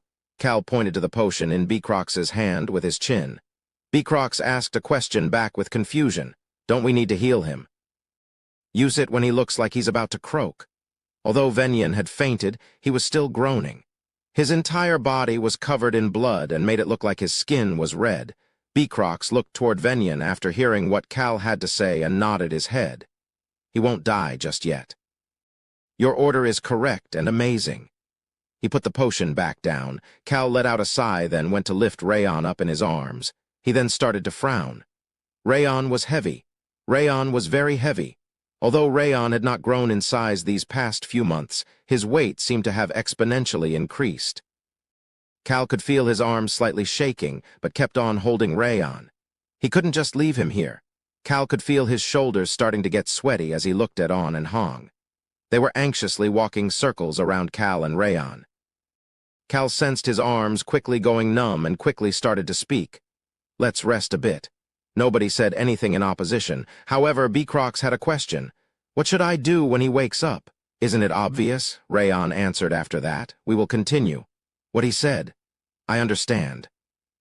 Cal pushed the door and it opened with a small noise. Choi Han was standing there with an expression that showed both anger and sorrow. Cal gave an order to Choi Han, who looked back and forth between Rayon and himself. There's an unopened bottle of wine in there. Bring that along with a glass. Cal decided that he needed to drink tonight. Cal headed for the residence upstairs as he asked Rayon, Did you grow bigger? You're heavier than last time. Weak human, you just have no arm strength. I can't say anything about that. Rayon, who had been stuffing himself since the early morning, raised his head. He could see the view outside the residence. The fog had lifted and morning was quickly approaching. Well, it's good that you are growing. Good job getting bigger. Rayon put his face on Cal's shoulder after hearing that. Cal's arm was shaking, but Rayon pretended not to know. And Cal let Rayon do that. He was only 4 years old. It was fine for him to act this way. It was now late at night 3 days later. Rayon flew up from the table and landed in front of Venyan. Huff, huff. Venyan was breathing heavily. His face had become a mess in the last few days, and that arrogant noble was now crying and begging for his life. He had glared at first thinking that someone would come to save him, but he grew tired and weary as he did not know how much time had passed. All he knew that Rayon continued to eat meals while watching him suffer. Venyan Stan. Rayon quietly looked down at Venyan, who had his face on the ground and did not dare to look up. Rayon remembered the others who had abused him as well. Cal already had a plan to punish those people as well. This included the Marquis. Although the Marquis had not personally abused him, he was the one responsible for all of this in the first place. Even he will pay for it soon enough. I plan to let you live. That was why Rayon was planning on letting Venyan live. Rayon felt like even the term human was wasted on Venyan after seeing this weak, stupid, and hateful human who was shaking without being able to even look at him. Rayon remembered what Venyan had said to him in the past. It really is best to see this dragon bastard's blood when I'm annoyed. Always gets me in the mood. A calm voice reached Venyan's ear, and I will come find you whenever I don't have an appetite. Rayon was planning to do the same thing Venyan had done. Venyan's body started to shake after hearing what Rayon had to say. The dark red fog surrounded Venyan's body again. Venyan continued to shake in fear. He looked at the dark red fog surrounding him and tried not to lose consciousness. Looks like he is unconscious. In the end, he fell unconscious. Beacrox verified that Venyan was knocked out before looking at Cal. Cal was slightly astonished while looking at Beacrox. For 3 days, Beacrox had instilled fear in that snotty Venyan's mind. It was only natural that Venyan's entire body was injured, but Beacrox had given Venyan enough fear every so often to make him lose his will. There's no need for Cage's mental torture. They didn't need to call Cage. Of course, there were many times that it was difficult for even Cal to watch Beacrox torturing Venyan because of how brutal it was. However, he had to watch as he promised to watch. Choi Han approached them and stood next to Cal while looking down at Venyan. He seemed to have been hoping for the Marquis to come save him. Too bad. The only thing that kept Venyan going was the fact that he had hoped that the Marquis would come save him. Even if he wasn't the legitimate successor, one of his potential successors had disappeared. They would need to find him even if it was to just save face. You mean that? No. Choi Han shook his head at Cal's question. I feel like we need to torture him more, but this is Rayon's business, so I am holding back. Good. Although the fact that Rayon told him he will not kill him probably put some hope in his heart. Choi Han looked down at Venyan with an odd expression. As Venyan thought, the Marquis was currently frantically looking for Venyan. 2 of Venyan's lackeys were caught by Taylor's friend Cage, and they had revealed that Venyan had worked with the Stan Territory's underworld to do all sorts of illegal deeds. That revelation put the citizens in a state of shock. Although the Marquis and his family was tyrannical, they had thought that they were at least upright nobles. The Marquis was currently looking for Venyan Stan, who had left his injured lackeys behind and ran away when Cage and her crew caught them. Of course, the person with the evidence for all of this was the eldest son, Taylor Stan. Cal gave an order to Beacrox and Choi Han. Get it ready. Beacrox put on a new pair of white gloves. A potion was in his hand. Venyan Stan will end up getting caught in his secret base in the back alley without an injury on his body. It was time for him to feel despair while remaining alive. Chapter 87. We meet again. 6. Watching that despair would be Rayon's joy. Looks fancy. Cal said that as he gave Choi Han a command. Sit him on that chair over there. Got it. Choi Han threw the unconscious Venyan onto the luxurious leather seat. Cal was looking toward Choi Han, who was avoiding his gaze. I'm sorry. I got even angrier after looking around this base. Cal's group was currently in Venyan's secret base in the back alley. It was full of luxurious and fancy items. The crazy priestess Cage had told him about this location 2 days ago. Cage, who served the god of death, was still a priestess, even though she was excommunicated. She specialized in curses and mental torture. It was easy for her to get the information from Venyan's lackeys. Of course, since her abilities were used under the name of a god, she could only use her curses in situations where she believed she was just. But she should have had enough reasons for justice to use her curses this time. Still, she's amazing too. There was nobody else serving the god of death who was better than her at using curses. It made sense why people called her the spawn of a necromancer and that she was not fit to be a priestess. Well, I know there is a separate necromancer. As was the case with many fantasy worlds, you were bound to find those professions that were said to have become lost in the past if you looked hard enough. Something like finding out that the main character's neighboring old man was a sword master in the past was not uncommon in fantasy worlds. It was all just part of making a story interesting to the readers. This world is the same. The Birth of a Hero was known for having many of those types of developments. Cal quietly observed the unconscious Venyan, who was hunched over on the chair. I understand why you would want to throw him like that, but this position is not what we need. Beecrox? Sigh, yes, sir. Beecrox let out a deep sigh before approaching Venyan. He then sat Venyan down properly and made sure Venyan looked tidy, fixing his outfit, hair, etc. Anybody who saw Venyan now would think that he was a fancy noble who has had no problems or injuries for the last few days. Venyan's back still had a few small scars that could not be healed with the potion, but the majority of the injuries throughout his body were healed. In fact, his face, hands, and visible areas showed no signs of injuries at all. Then we will be on our way now. Sure. Beecrox took Choi Han with him as they stealthily left through the base's back door. Cal approached Rayon, who had been quietly curled up in a corner since earlier. Shall we start? Sure, human. You guys come here as well. Meow, On, and Hong jumped up and sat down next to Rayon and Cal. Cal made sure they were all against the corner and looked toward Rayon. Black mana started to appear from Rayon's paw. It was now time to watch. Pat. With a quiet noise, Cal's body started to turn invisible. They were no longer visible inside the base. Ooh, ooh. A bit later, the base was filled with a person's moans. It was Venyan. He was frowning as if he had just woken up from a nightmare.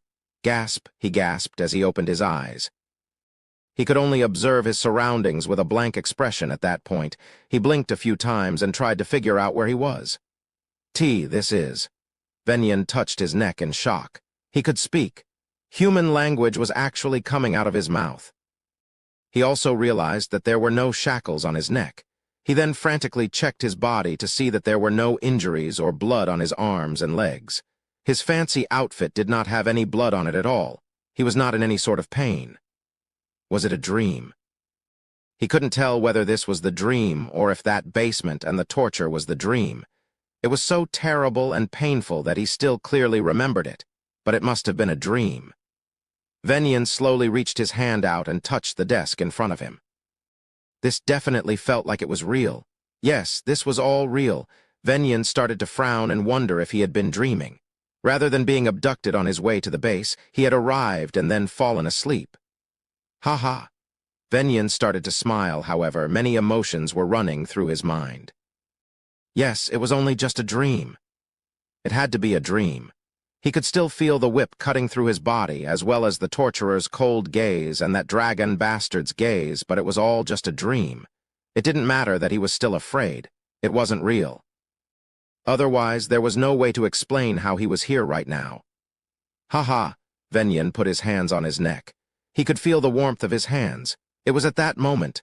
Meow, Venyan flinched and his shoulders started to shake. Cal, who had been watching in the side in his invisible state, petted Hong's head once with an indifferent expression on his face. Hong let out one more chilling meow, meow. Venyan's face turned pale and his hands started to shake. Something suddenly popped into his head. I plan to let you live.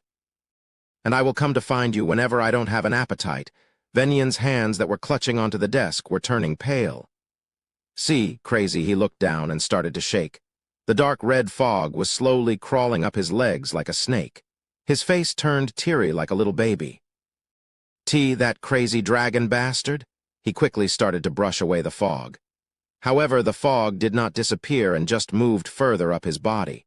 He felt like he was going to go crazy. However, at that moment, Venyan realized something. It was different than last time. Unlike last time, he was able to move his body. Venyan looked around and quickly found the door. The moment Venyan laid his eyes on the door, Cal looked up at the clock. If Venyan hurries a bit, it would create the picture-perfect moment. Cal patted On's back this time. Swish, the fog started to move up Venyan's leg even faster. Meow. The two kittens' meows became even louder. Venyan's two legs were shaking. He quickly got up from the chair. Bang! The leather chair fell backward with a loud noise. However, Venyan did not care as he quickly rushed toward the door. Unlike his fancy clothes and slick hair that were fit for a noble, his face looked like he had gone crazy from fear. Cue, quickly.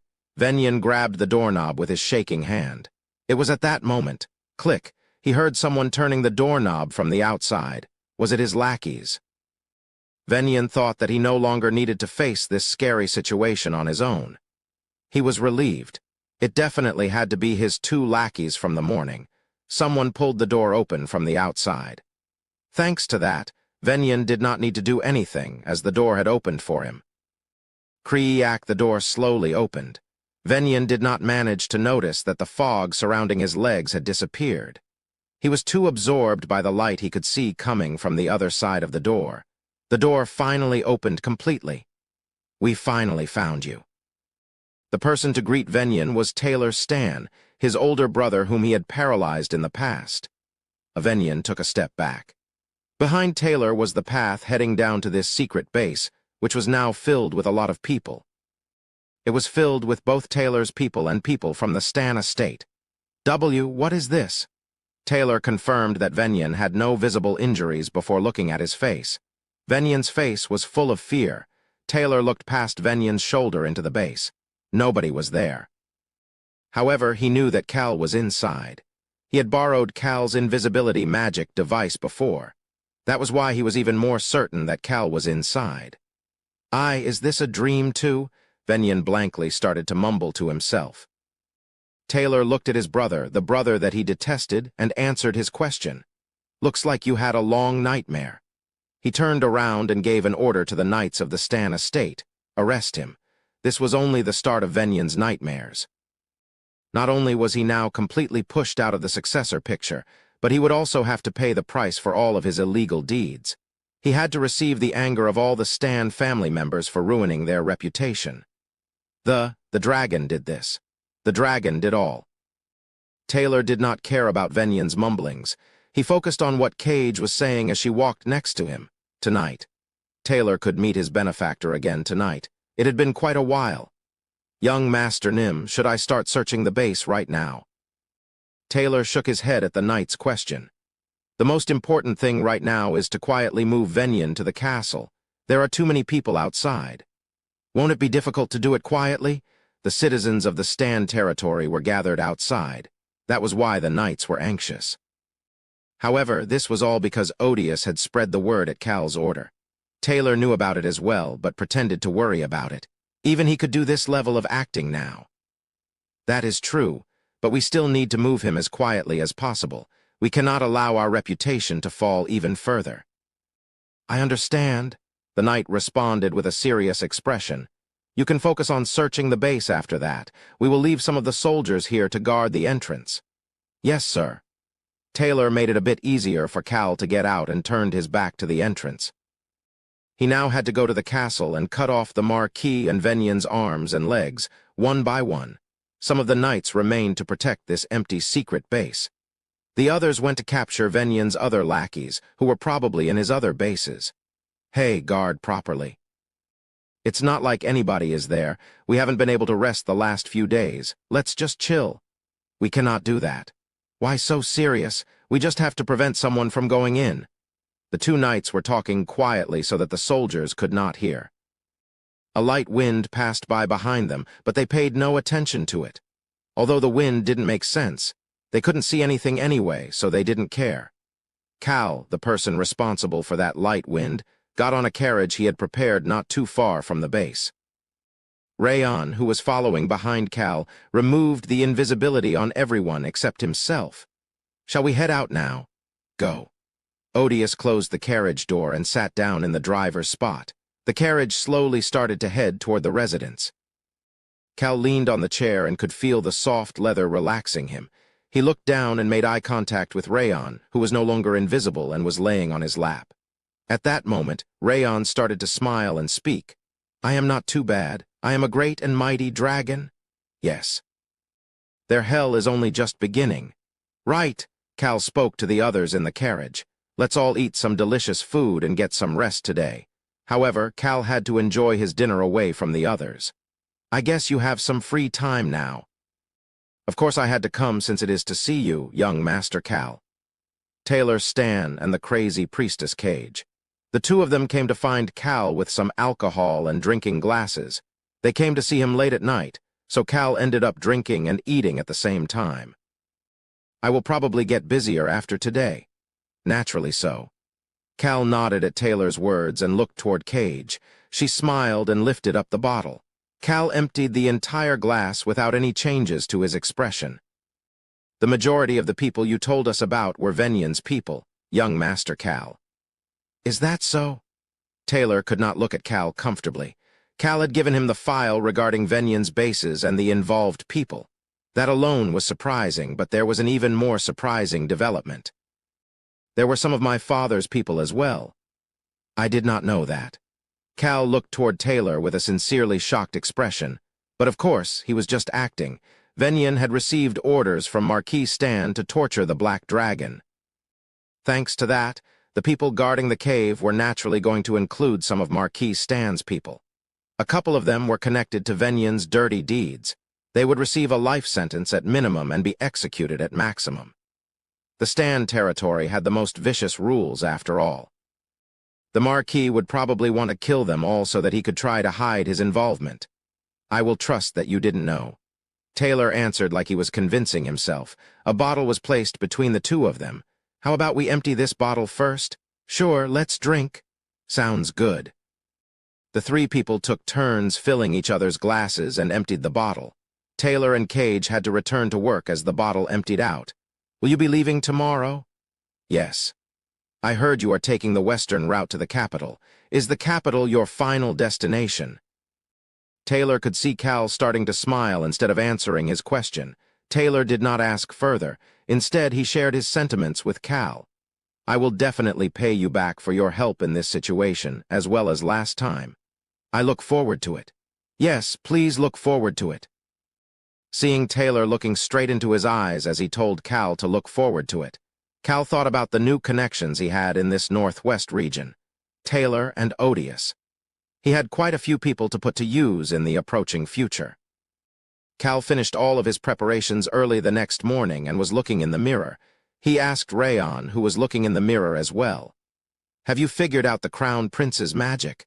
I know what it is, human. I am great and mighty. There was a smile on Cal's face as he continued to look into the mirror. Chapter 88. I suppose it is a gift one. Cal, who was coming out of the bedroom and heading to the back door, ran into Odious. Odious, very satisfactory performance.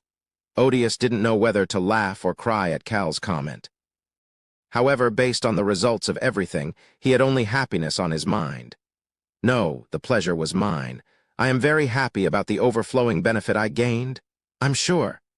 Cal didn't even play along to say that the fee Odious received was small. The deal was for Cal to get rid of Venyan from the southern underworld after all. I'll contact you next time. Odious did not want to see Cal ever again. His instincts that he had built up through his long life were telling him that it was dangerous and that he would suffer greatly.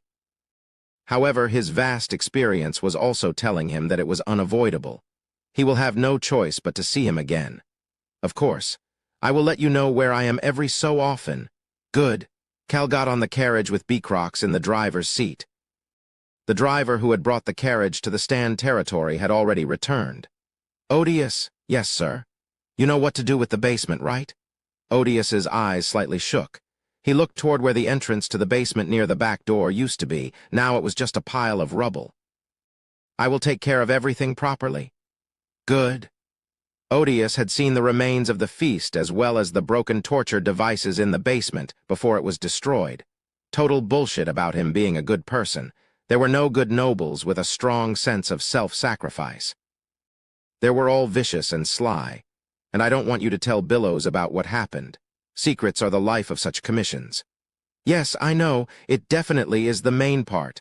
Both of them started to gently smile at each other. However, neither of them was smiling internally. Then off I go. Please have a safe journey. Odious's goodbye was very sincere, like he wanted to never see Cal again. Cal smirked at Odious's goodbye and closed the carriage door. Beacrox started to drive as soon as the door closed. The carriage left the Stan territory and headed toward the kingdom's western region. They continued to quickly travel other than resting during the night. Bored? Cal, who had been looking out the window, turned his head after hearing Choi Han's gentle voice. Choi Han's unique pure smile was on his face as he was handing on and Hong some snacks. No, not bored. I enjoy rolling around doing nothing the most. Choi Han laughed and responded back. You guys really are similar to Cal Nim. Is he talking shit about me? Cal focused on Choi Han after hearing what could be both a compliment or a dig, and then turned his gaze to An and Hong. The carriage was currently between the Roan Kingdom's northwest and southwest region. Basically, they were currently in the western region of the kingdom. If the northeastern region, where the Hennetus territory lies, was famous for its marble, the northwest to the west region was famous for their granite. That was why there were a lot of stone mountains in this region. Choi Han continued to speak. I came here last time too, but there really is nothing other than stone mountains. Choi Han passed through here before. Cal questioned that fact in his mind before quickly figuring it out. Rosalind. He probably passed through here when he went to the Breck Kingdom with Locke to help Rosalind out. Did you pass by when you went to the Breck Kingdom? Cal had an odd feeling after seeing Choi Han's reaction to his question. Seeing Choi Han hesitating to answer gave him a bitter feeling. Cal continued to speak like nothing was wrong. Did you cause a mess in the Breck Kingdom? It wasn't like that. Cal did not ask anything else. He did not want to know. It was enough that he heard the results of it from Crown Prince Alberu. However, there was something else he needed to ask. Did you pass by the 10-Finger Mountain when you went through the west? Is there a mountain with such a name? I have never heard it before. An, Hong, and Rayon seemed interested in the unique name as well. Their sparkling gazes asking Cal to explain made Cal scowl. Rayon put his paw on Cal's knee. Human, explain. I am curious. In the end, Cal had to explain. There are many strong rocks called granite in the west. However, not everything is made of such rocks. Still, at the border of the west and southwest region are 10 granite peaks next to each other. These granite peaks were located at the border of the west and southwest and had a unique shape that looked like 10 fingers. I don't think we saw it last time because we cut through the northwest and not the southwest region. It was the same when we came back. I'm sure I would have remembered seeing such a mountain. Really, I was curious because they said it was a unique view from there. Rayon responded to Cal's answer about being curious. Rayon remembered how Cal told Latana that he enjoyed traveling. Rayon opened his mouth to say, let's go there right now. However, Cal was faster.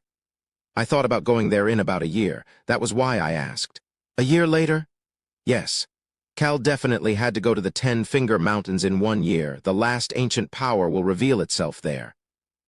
Cal needed to get this final ancient power, an attacking fire ancient power that was similar to lightning.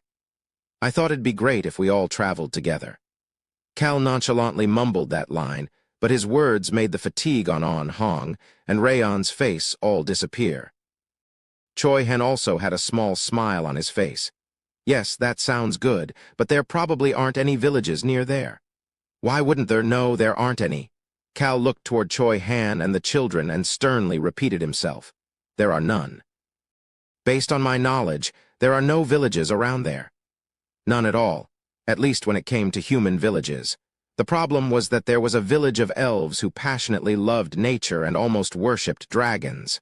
Elves. They were a magical race that used illusion magic to hide their village and lived away from humans. They were the race that was closest to nature after the dragons. That was why they were able to handle elementals and had a beauty that was admired by all humans. They were different than the dark elves who were just as beautiful but had the darkness element instead.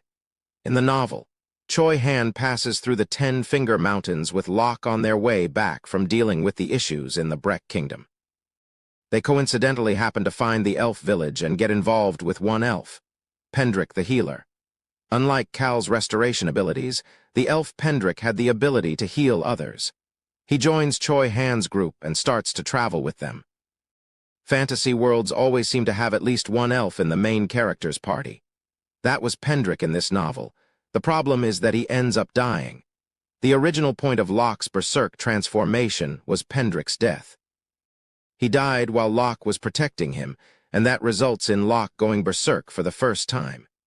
It also changes Locke's personality as well.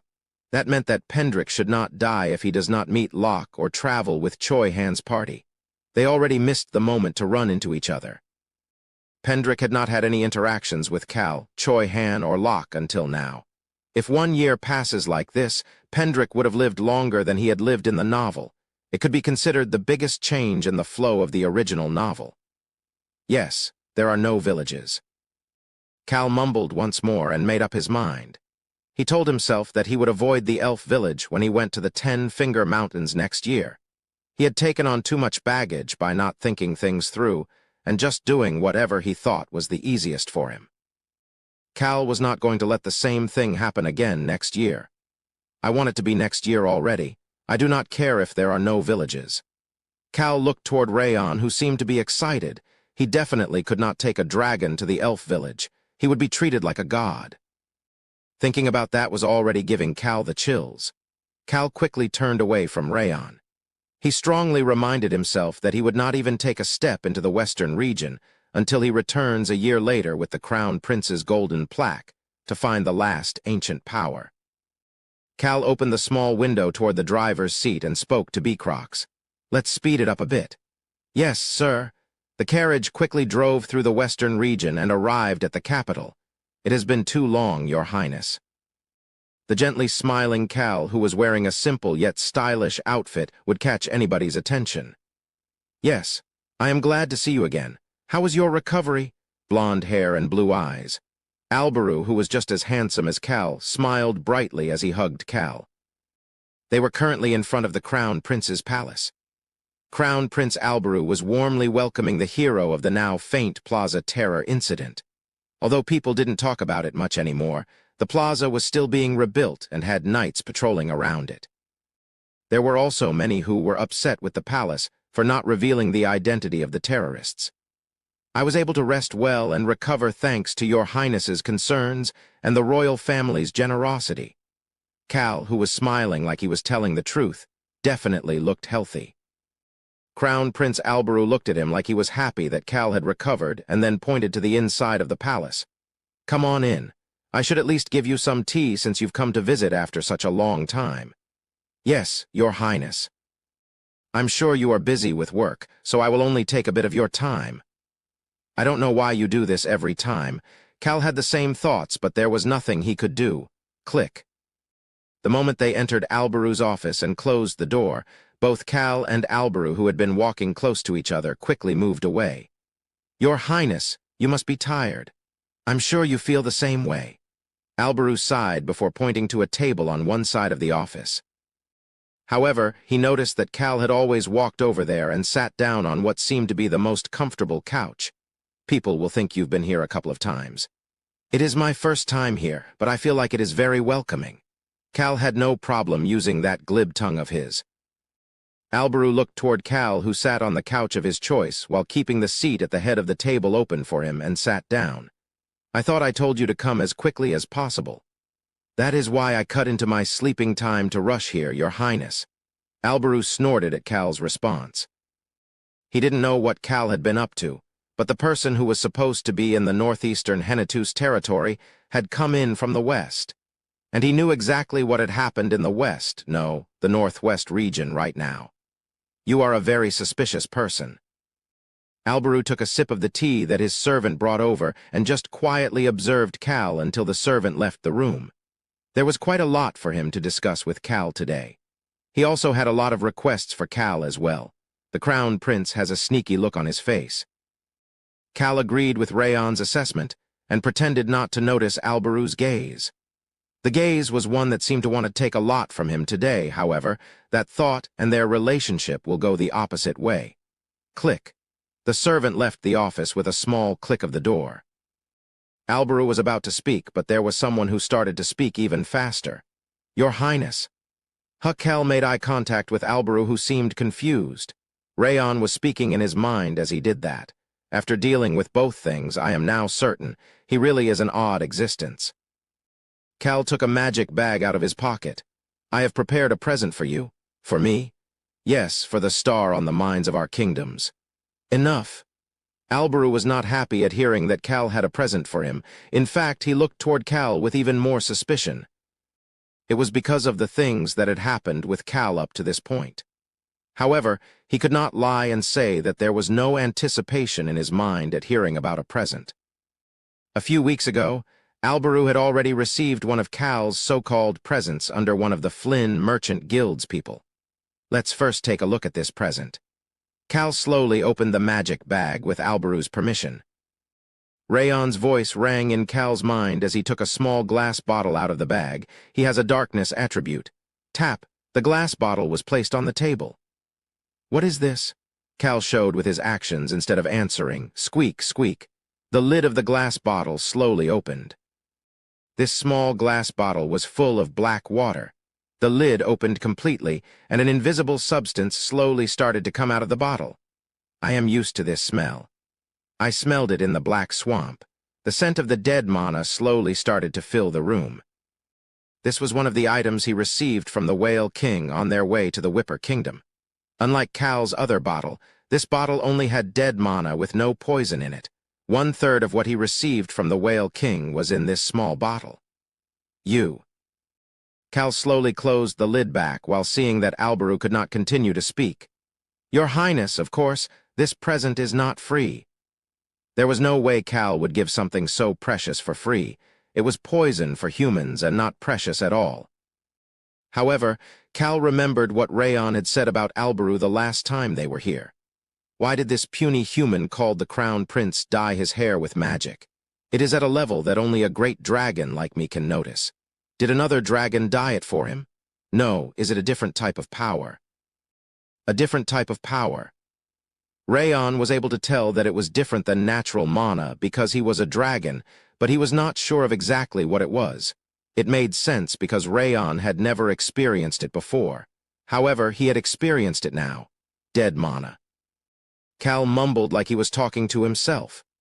Probably not a demon, black magic, or a necromancer. Dead mana. It was used by those with the darkness attribute to use magic. Of course, it was very different than regular mana. Magic devices that were made to detect mana could not detect dead mana, especially if the dead mana was used by a high-tiered race. I heard that the late queen was an average person, but that people thought she was part southerner because her skin was a bit dark. Rayon mentioned that the crown prince had regular brown hair. His hair and eyes were regular, but Alberu was known for his looks. People also said that the crown prince's mother was a beauty as well. Dark elves have dark skin, but I heard that a mixed child of a dark elf has skin similar to the southerners. Cal looked toward Alberu and finished his deduction. So then, the child of a half-blooded dark elf, the crown prince answered more confidently than Cal expected. You're driving me crazy. I guess I was right. Chapter 89, I suppose it is a gift, too.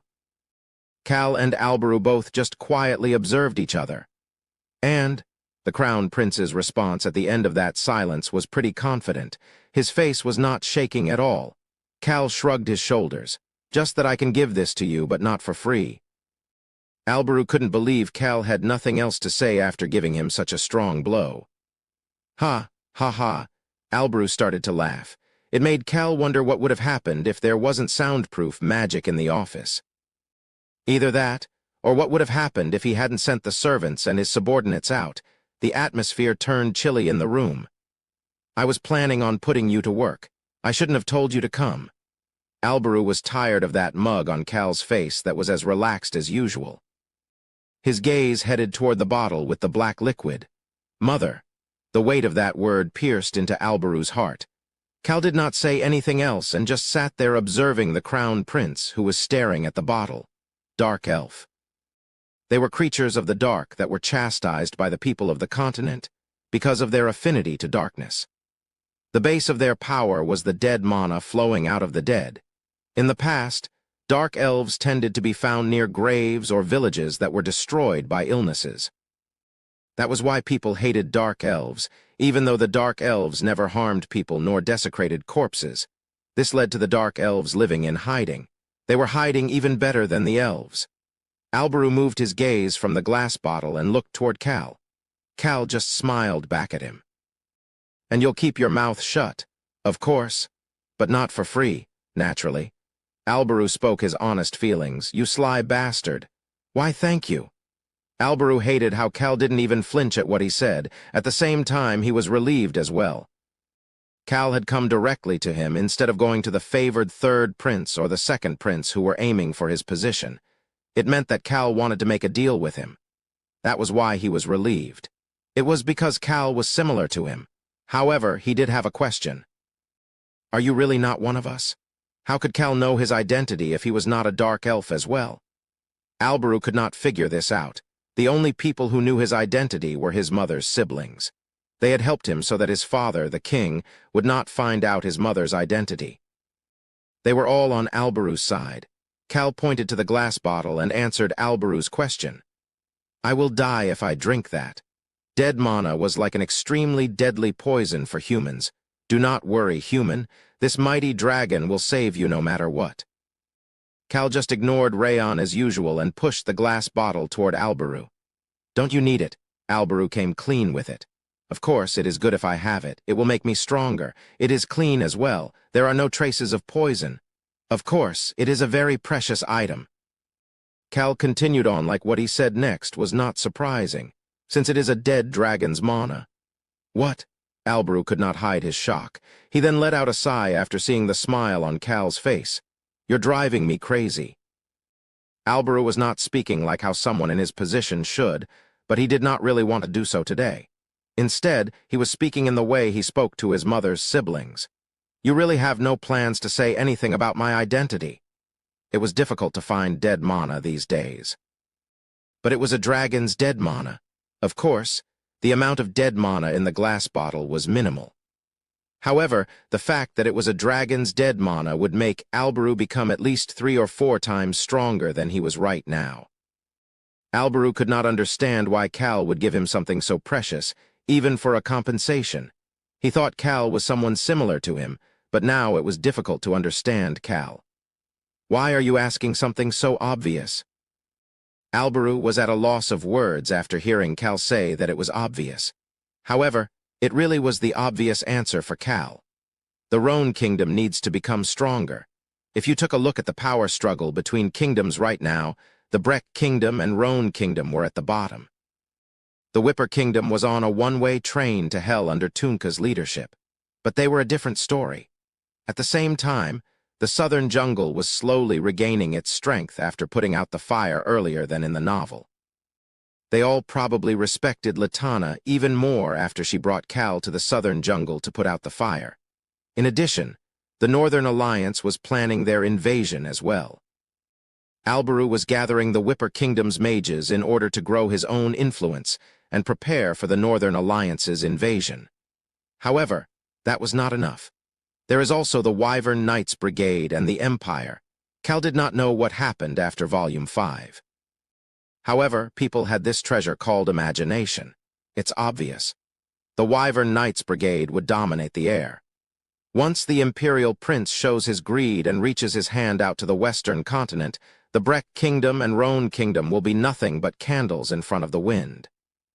That was why Cal needed the Roan Kingdom to become stronger and have the strength to defend itself in order for him to live a peaceful life. In order to do that, they needed a strong leader to guide them. Since it is poisonous for me, I might as well use it to set a good foundation. But Cal did not want them to be too strong either. The Crown Prince was already stronger than he was in the novel. The Stan family was now also under Taylor's control, which meant that they would side with the Crown Prince. One more thing. Cal said one more thing to Alberu. Did you need the magic tower?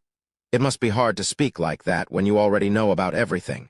The number of mages coming under the Crown Prince, as well as the speed at which they were coming, had increased. The magic tower's liege summoning device. That was very useful. Cal had given Alberu one of the items he found in the hidden room on the 21st floor of the magic tower. It was an item that belonged to the liege of the tower, allowing the holder to send multiple short messages to all mages of the Whipper Kingdom. The Magic Tower's liege was the person who rose to the highest spot amongst the Whipper Kingdom's mages and guarded the Magic Tower. It wouldn't make sense for such a person to be unable to contact the mages. Tunka and his people never found the item because it was hidden on the 21st floor. Cal had delivered this to Alberu through Billows, and Alberu immediately sent a single message to all of the living mages in the Whipper Kingdom. The kingdom of Boulder's future ruler will protect you. Alberu, who had benefited a lot from it, wished for Cal to either move the magic tower to somewhere in the Roan Kingdom or to restore it. However, he was not in a place to ask for such a thing anymore. I don't think I can give you an order or command. Maybe a request. I do not have a plan to restore the magic tower. Alberu knew that was what Cal would say. That was why he was trying to slowly convince Cal, since he knew that Cal did not like annoying things. However, I can eventually give you a part of the blueprints to build the magic tower. Alberu brushed his face with his hands. What do you want? Alberu knew that there was no reason to beat around the bush anymore. He was not in control of this discussion right now. I need something to happen in 2 years. Cal knew that he needed status in addition to money in order to live that slacker life of his dreams. Why was it great to be a slacker? It was because you didn't need to worry about anybody else other than your family. Cal didn't want to live a life where he had to report to others. It didn't matter if he was seen as trash, he just wanted to live however he wanted. Eat, sleep, and do nothing. How great would that be? Cal could see Alberu's expression change as he read the contents of the document. Alberu was looking at it with confusion before his expression turned into a frown and ended with shock as he looked back up at Cal. Just what the hell is this? Cal had a short answer for Alberu. I believe that is for you to determine, Your Highness. Sigh, Alberu could not help but sigh. However, Cal was able to leave the office with the contract signed by Alberu. I've never felt so iffy after signing something that was beneficial to me. I believe you just need to enjoy it since it is a win-win for both of us, Your Highness. It definitely was a win for the Crown Prince. Cal would keep his identity a secret, give him the bottle of a dragon's dead mana, as well as a portion of the magic tower's blueprint in a few years. He was feeling iffy, even though he had received this enormous profit that had a worth that was almost impossible to evaluate in monetary value. It was because Cal was smiling too much. It was like he was on a field of flowers all by himself. Then I will be on my way, Your Highness. Hurry up and leave. Alberu was telling Cal to leave, but he really didn't want to send Cal away. He wanted to hold Cal here and beat some information out of him. However, he could not do so. The Forest of Darkness, the northwestern route, and the sea. Alberu could not figure out Cal's intentions in asking for something that was neither money nor material goods. On the other hand, Cal did not care whether the Crown Prince knew or not. He quickly got back on his carriage after accomplishing his reason for coming to the capital. There was no reason for him to stay in the capital any longer. Are we heading back to the Hennetus territory, sir? Yes. Beecrox closed the carriage door and immediately started to drive toward home. Human, are we going home to rest now? Yes. I plan to rest for quite a while this time. Cal answered Rayon's question and leaned back into the chair. He should be able to roll around and do nothing for at least 6 months at minimum to a year at maximum. Then, as long as he safely makes it through the war, what awaits him should be a nice and relaxing slacker's life. However, Cal noticed something was off as soon as they returned home. What is going on? That you see, young Master Nim. Deputy Butler Hanz was naturally the one who came out to greet Cal, but something was off. Hanz seemed worried. Hurry up and tell me. Cal did not look at Choi Han, Beecrox On, and Hong who were behind him, and instead only looked at Hanz. He had a bad feeling. An ominous feeling filled his mind. Am I not going to be able to rest? Something must have happened, as the other servants and knights around Hanz had the same expression. Cal's mind became complicated in those short 5 seconds. Young Master Nim, Mr. Ron has returned. Ron did? My father? Both Cal and Ron's son, Beecrox, looked toward Hanz with shock. Ron was not supposed to be back for a couple more months. Hanz then closed his eyes tightly. That made Cal have an even worse feeling. Hanz opened his eyes again and could not look at Beecrox as he continued to speak. Mr. Ron came back injured. Lead me there. Hanz, who saw Cal's stiff expression, quickly turned around and guided them into the residence. Cal followed him with Beecrox right next to him. Hanz guided Cal as quickly as possible and stopped in front of a room. It was not Ron's room, but a luxurious bedroom that was reserved for high-ranking guests. "Open the door." "Yes, sir." Hands opened the door after hearing Cal's stern command. Creak. The door opened, and a terrible rotting smell filled Cal's nose. "Young Master Nim?" Cal stiffened up for the first time since coming over to this world. Ron. The assassin Ron, that sly old man, was laying on the bed. Father." Beecrox rushed past Cal into the bedroom. Cal looked into Ron's eyes and asked, "Ron, why is your arm like that?" Ron had returned earlier than expected, and one of his arms had been cut off. Chapter 90. I suppose it is a gift 3. I somehow ended up like this. Ron's benign smile was the same as always. However, his face was pale and full of small injuries. The rotting smell also got stronger as Cal got closer. His left arm, starting from the shoulder area, was missing. Hands. "Yes, sir. Get out." "Excuse me." Cal looked at Hands, as well as the estate's staff and his father's subordinate, before clarifying. "Everybody except Beecrox and Choi Han. Get out." Hands hesitated for a moment, but quickly took everyone out of the room after seeing the expression on Cal's face. Even On and Hong slowly moved back after seeing Cal's gaze. Meow. Meow. The baby kittens On and Hong looked at Ron multiple times with anxious expressions before heading out of the bedroom. The bedroom looked much bigger after those people left. "Do you have enough strength to speak?" Cal's calm question floated toward Ron. Ron had a gentle smile on his face and did not seem to be hurting at all. "Yes, young Master Nim." "Then explain. How did you return like this when you went to hunt some foxes?" Ron turned away from Cal and looked toward his son, Beecrox. Beecrox was on his knees by the bed, looking toward Ron's empty shoulder. Maybe I shouldn't have come back. But this was the only place that came to his mind. If he was going to die, he wanted to see his son and a couple other people one last time. I came across from the eastern continent. It was when Beecrox was very young. Ron started his story. He needed someone who would take care of his son. As you already know, I am an assassin. The eastern continent's underworld has 5 famous assassin families. One of them was our family, the Malan family, and I was groomed to become the next head of household. "Father," Beecrox called out to Ron. "Our family was destroyed by an organization called ARM. Everybody else died while I managed to avoid them and escape over to Western Continent with my son. I had been hiding my identity in order to survive." Sigh.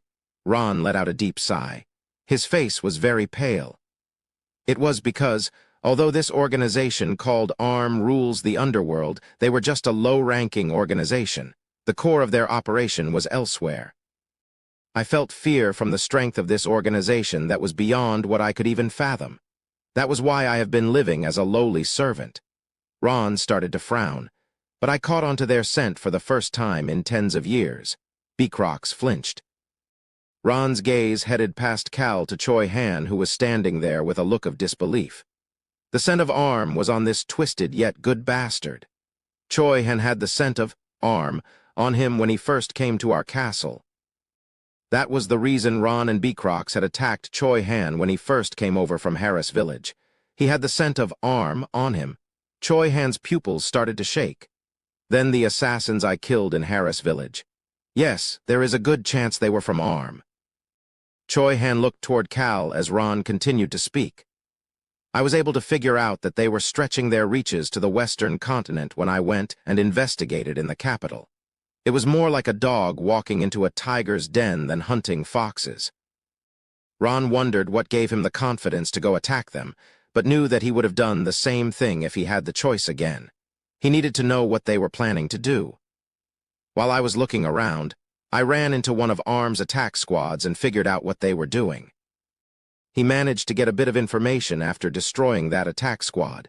However, I then somehow ended up losing my left arm and barely managed to escape with my life. Ron had a bitter smile on his face. He was a mess. For someone who practiced a double dagger style that used both hands, this was a severe hit to his strength. At that moment, Cal, who had been listening quietly, started to speak. "So you were not able to determine the identity of this organization called ARM?" "Unfortunately, no." Ron was not any closer to that information than before. Ron. Ron looked toward Cal, whose aura had increased while they were apart. He felt a sense of pressure that made him want to bow. Who cut off your arm? It was a young mage who seemed to be cutting the arms of all enemies. Choi Han flinched and looked toward Cal. Crazy bastard. Some harsh words were coming out of Cal's mouth. ARM was probably the secret organization that Cal knew about. This was the organization responsible for the attack on Harris Village. The ones to give Rayon over to the Marquis, the perpetrators for the capital's Plaza Terror incident, and the attack on the Blue Wolf tribe. Furthermore, Cal felt like he knew the person who cut off Ron's arm as well. Choi Han probably knew him too, the mage that led the Plaza Terror incident. There was a good chance it was the blood-crazy mage, Radika. He had lost his left arm and left eye thanks to Choi Han. Cal didn't know how Radika was able to cast magic with one hand and cut off people's arms, but there was a good chance that it was Radika. How could something like this happen? Choi Han seemed to be in a state of chaos as he stood there with his fists clenched. However, there was something else Cal needed to verify. Ron was strong, and his specialties were assassination and stealth. He was stronger than Radika. There had to be a reason Ron got his arm chopped off and had to run away. What is this rotting smell? Cal needed to figure out the identity of this rotting smell that was filling the room. It was the smell of rotting flesh. Ron smiled instead of answering the question. That smile made Cal frustrated, and he immediately walked over and pulled off the blanket covering Ron. Ah. Choi Han let out a gasp and Beacrox started to frown. I was hit by some poison. Ron's thigh and torso were slowly turning black due to poison. There was a slimy fluid on it as well. Choi Han had never seen something like this before. However, Cal had seen it before. Mermaid poison. Ron looked toward Cal. They were the ones who were helping the mermaids. Cal sighed as he came to that revelation. He covered his eyes with his hand. To be honest, he had suspected this. He had suspected that the secret organization was involved when the whales first told him about the Forest of Darkness. It only made his suspicions stronger when they found that the ingredients from the Forest of Darkness had made the mermaids stronger. However, he chose not to think about it. Why? Because it was annoying. He also didn't want to get involved with them. If he somehow ended up finding out their identity, he needed to tell Choi Han. That would complicate things even further. That was why he just decided to let it go. It had nothing to do with his future safety. Damn bastards. But he wouldn't let them run wild in his territory. He didn't like this assassin Ron. However, seeing him like this made Cal realize something. Ron was someone under his command. Cal actually, Kim Rock-soo, was oddly affectionate to those under his command. It was because he was only able to survive thanks to the help he received from others. Beacrox, Ron, and even Choi Han could not say anything after seeing this angry expression on Cal's face. They had never seen such a look on Cal's face before. Cal put the blanket back onto Ron's body. Is it the ocean? It is an island. There were many islands between the western and eastern continents. Choi Han. Yes, sir. Cal looked toward Choi Han, who could not take his eyes off of Ron's arm. It was because he was feeling guilty. He felt that the reason that the blood-crazy mage Radika had done this was because of what he had done to Radika. What are you doing? He had to turn his gaze away after hearing Cal's voice. Cal then continued to speak. Stop thinking about useless things and go call Mueller over. Useless things. Choi Han knew that Cal had realized what he was thinking and bit down on his lips. I just need to go bring Mr. Mueller? Yeah, tell him to grab the blueprint for the ship and hurry over. Cal was not showing any anger. He just gave the order with indifference. However, Choi Han left faster than ever as he left the bedroom. Ron was confused that Cal was suddenly talking about a ship. Young Master Nim? Cal's indifference continued as he responded to Ron. You will go with me as well. Be prepared. He then started to grumble a bit. How can an assassin come back injured? I am still alive. Cal recalled the contents of Ron's messages to him. Cal let out a sigh. That mouth of yours is still alive at least. Beacrox. Yes, sir. Beacrox responded without any energy. Cal put his hand on Beacrox's shoulder. Hurry up and go repack our bags. Grab everyone as well. Cal's next words made Beecrox quickly turn his head around and look at Cal. We need to at least get rid of the mermaid poison.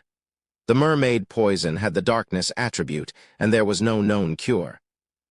Beecrox, who specialized in torture and assassinations, knew this better than anybody else. It was the same for Ron. That was the reason why he came to see his son. He returned home to his second hometown to see his son one last time before he died. It was thanks to Ron's immunity to many poisons as well as the highest-grade potions from Count Daruth that were preventing his flesh from drying up and the poison from spreading elsewhere. The highest-grade potion was allowing him to have some strength while feeling no pain. It was only possible because the Henatus family was wealthy. There is a way to cure him. Beecrox, the usually prim and proper man, stuttered. Cal repeated his order very clearly. Move quickly. It was something that Rosalind was supposed to figure out in the novel, but Cal had already used it once to save Pazatin. Don't worry. Your father still has many years to live. Although Cal said it jokingly, it did not feel that way. Contrary to his words, Cal's expression was stiffer than ever. Damn it. It wasn't that he was angry because he would not get to rest. It was because things were moving in an unexpected direction. The novel did not have a situation like this. Ron started to speak once Beecrox left, and it was just the two of them. Young Master Nim? What? They arms seemed to be aiming for the sea route with the mermaids. Ron shared the important information that he had barely managed to obtain with Cal. Cal immediately responded, I know. Excuse me. It's obvious. It was obvious. It was even more obvious once Cal heard that they had come over from the eastern continent. Ron, I know it is hard, but can I ask you one more thing? Yes, of course. Did anyone see your face? Only that mage. Ron did not look happy as he shared this fail as an assassin. On the other hand, Cal's eyes became cloudy. Young Master Nim? You're not going to go to war against that organization, are you? What do you think? Ron was struggling with the poison but started to smile. He could see what Cal was planning to do. I'm sure it will all work out to your benefit. You know me very well. Cal was not planning to do anything that would complicate his life. He was going to achieve his goal and then quickly run. Of course, he planned to cause a ruckus before he left. Cal could hear Rayon's voice in his head. Rayon was angry. Weak human, do not worry. Cal knew that he, a high school student who was transported to this world, did not have the strength to do something like that. Annoying bastards. The secret organization, ARM, and the mermaids were both probably very strong. It would be difficult to go to war against them. However, the great Rayon will be with you. Cal at least had a very good sense of Rayon, Choi Han, Rosalind, and all of the others' levels of strength. He quickly formulated a plan. He needed to come up with a plan to protect himself as well as the people around him. That was the only way for his body and mind to be relaxed in the future. Rest until we leave. Cal left the bedroom Ron was in and immediately headed to the video communication room. He needed to head to the northeastern shoreline. He needed to go to the Ubar territory.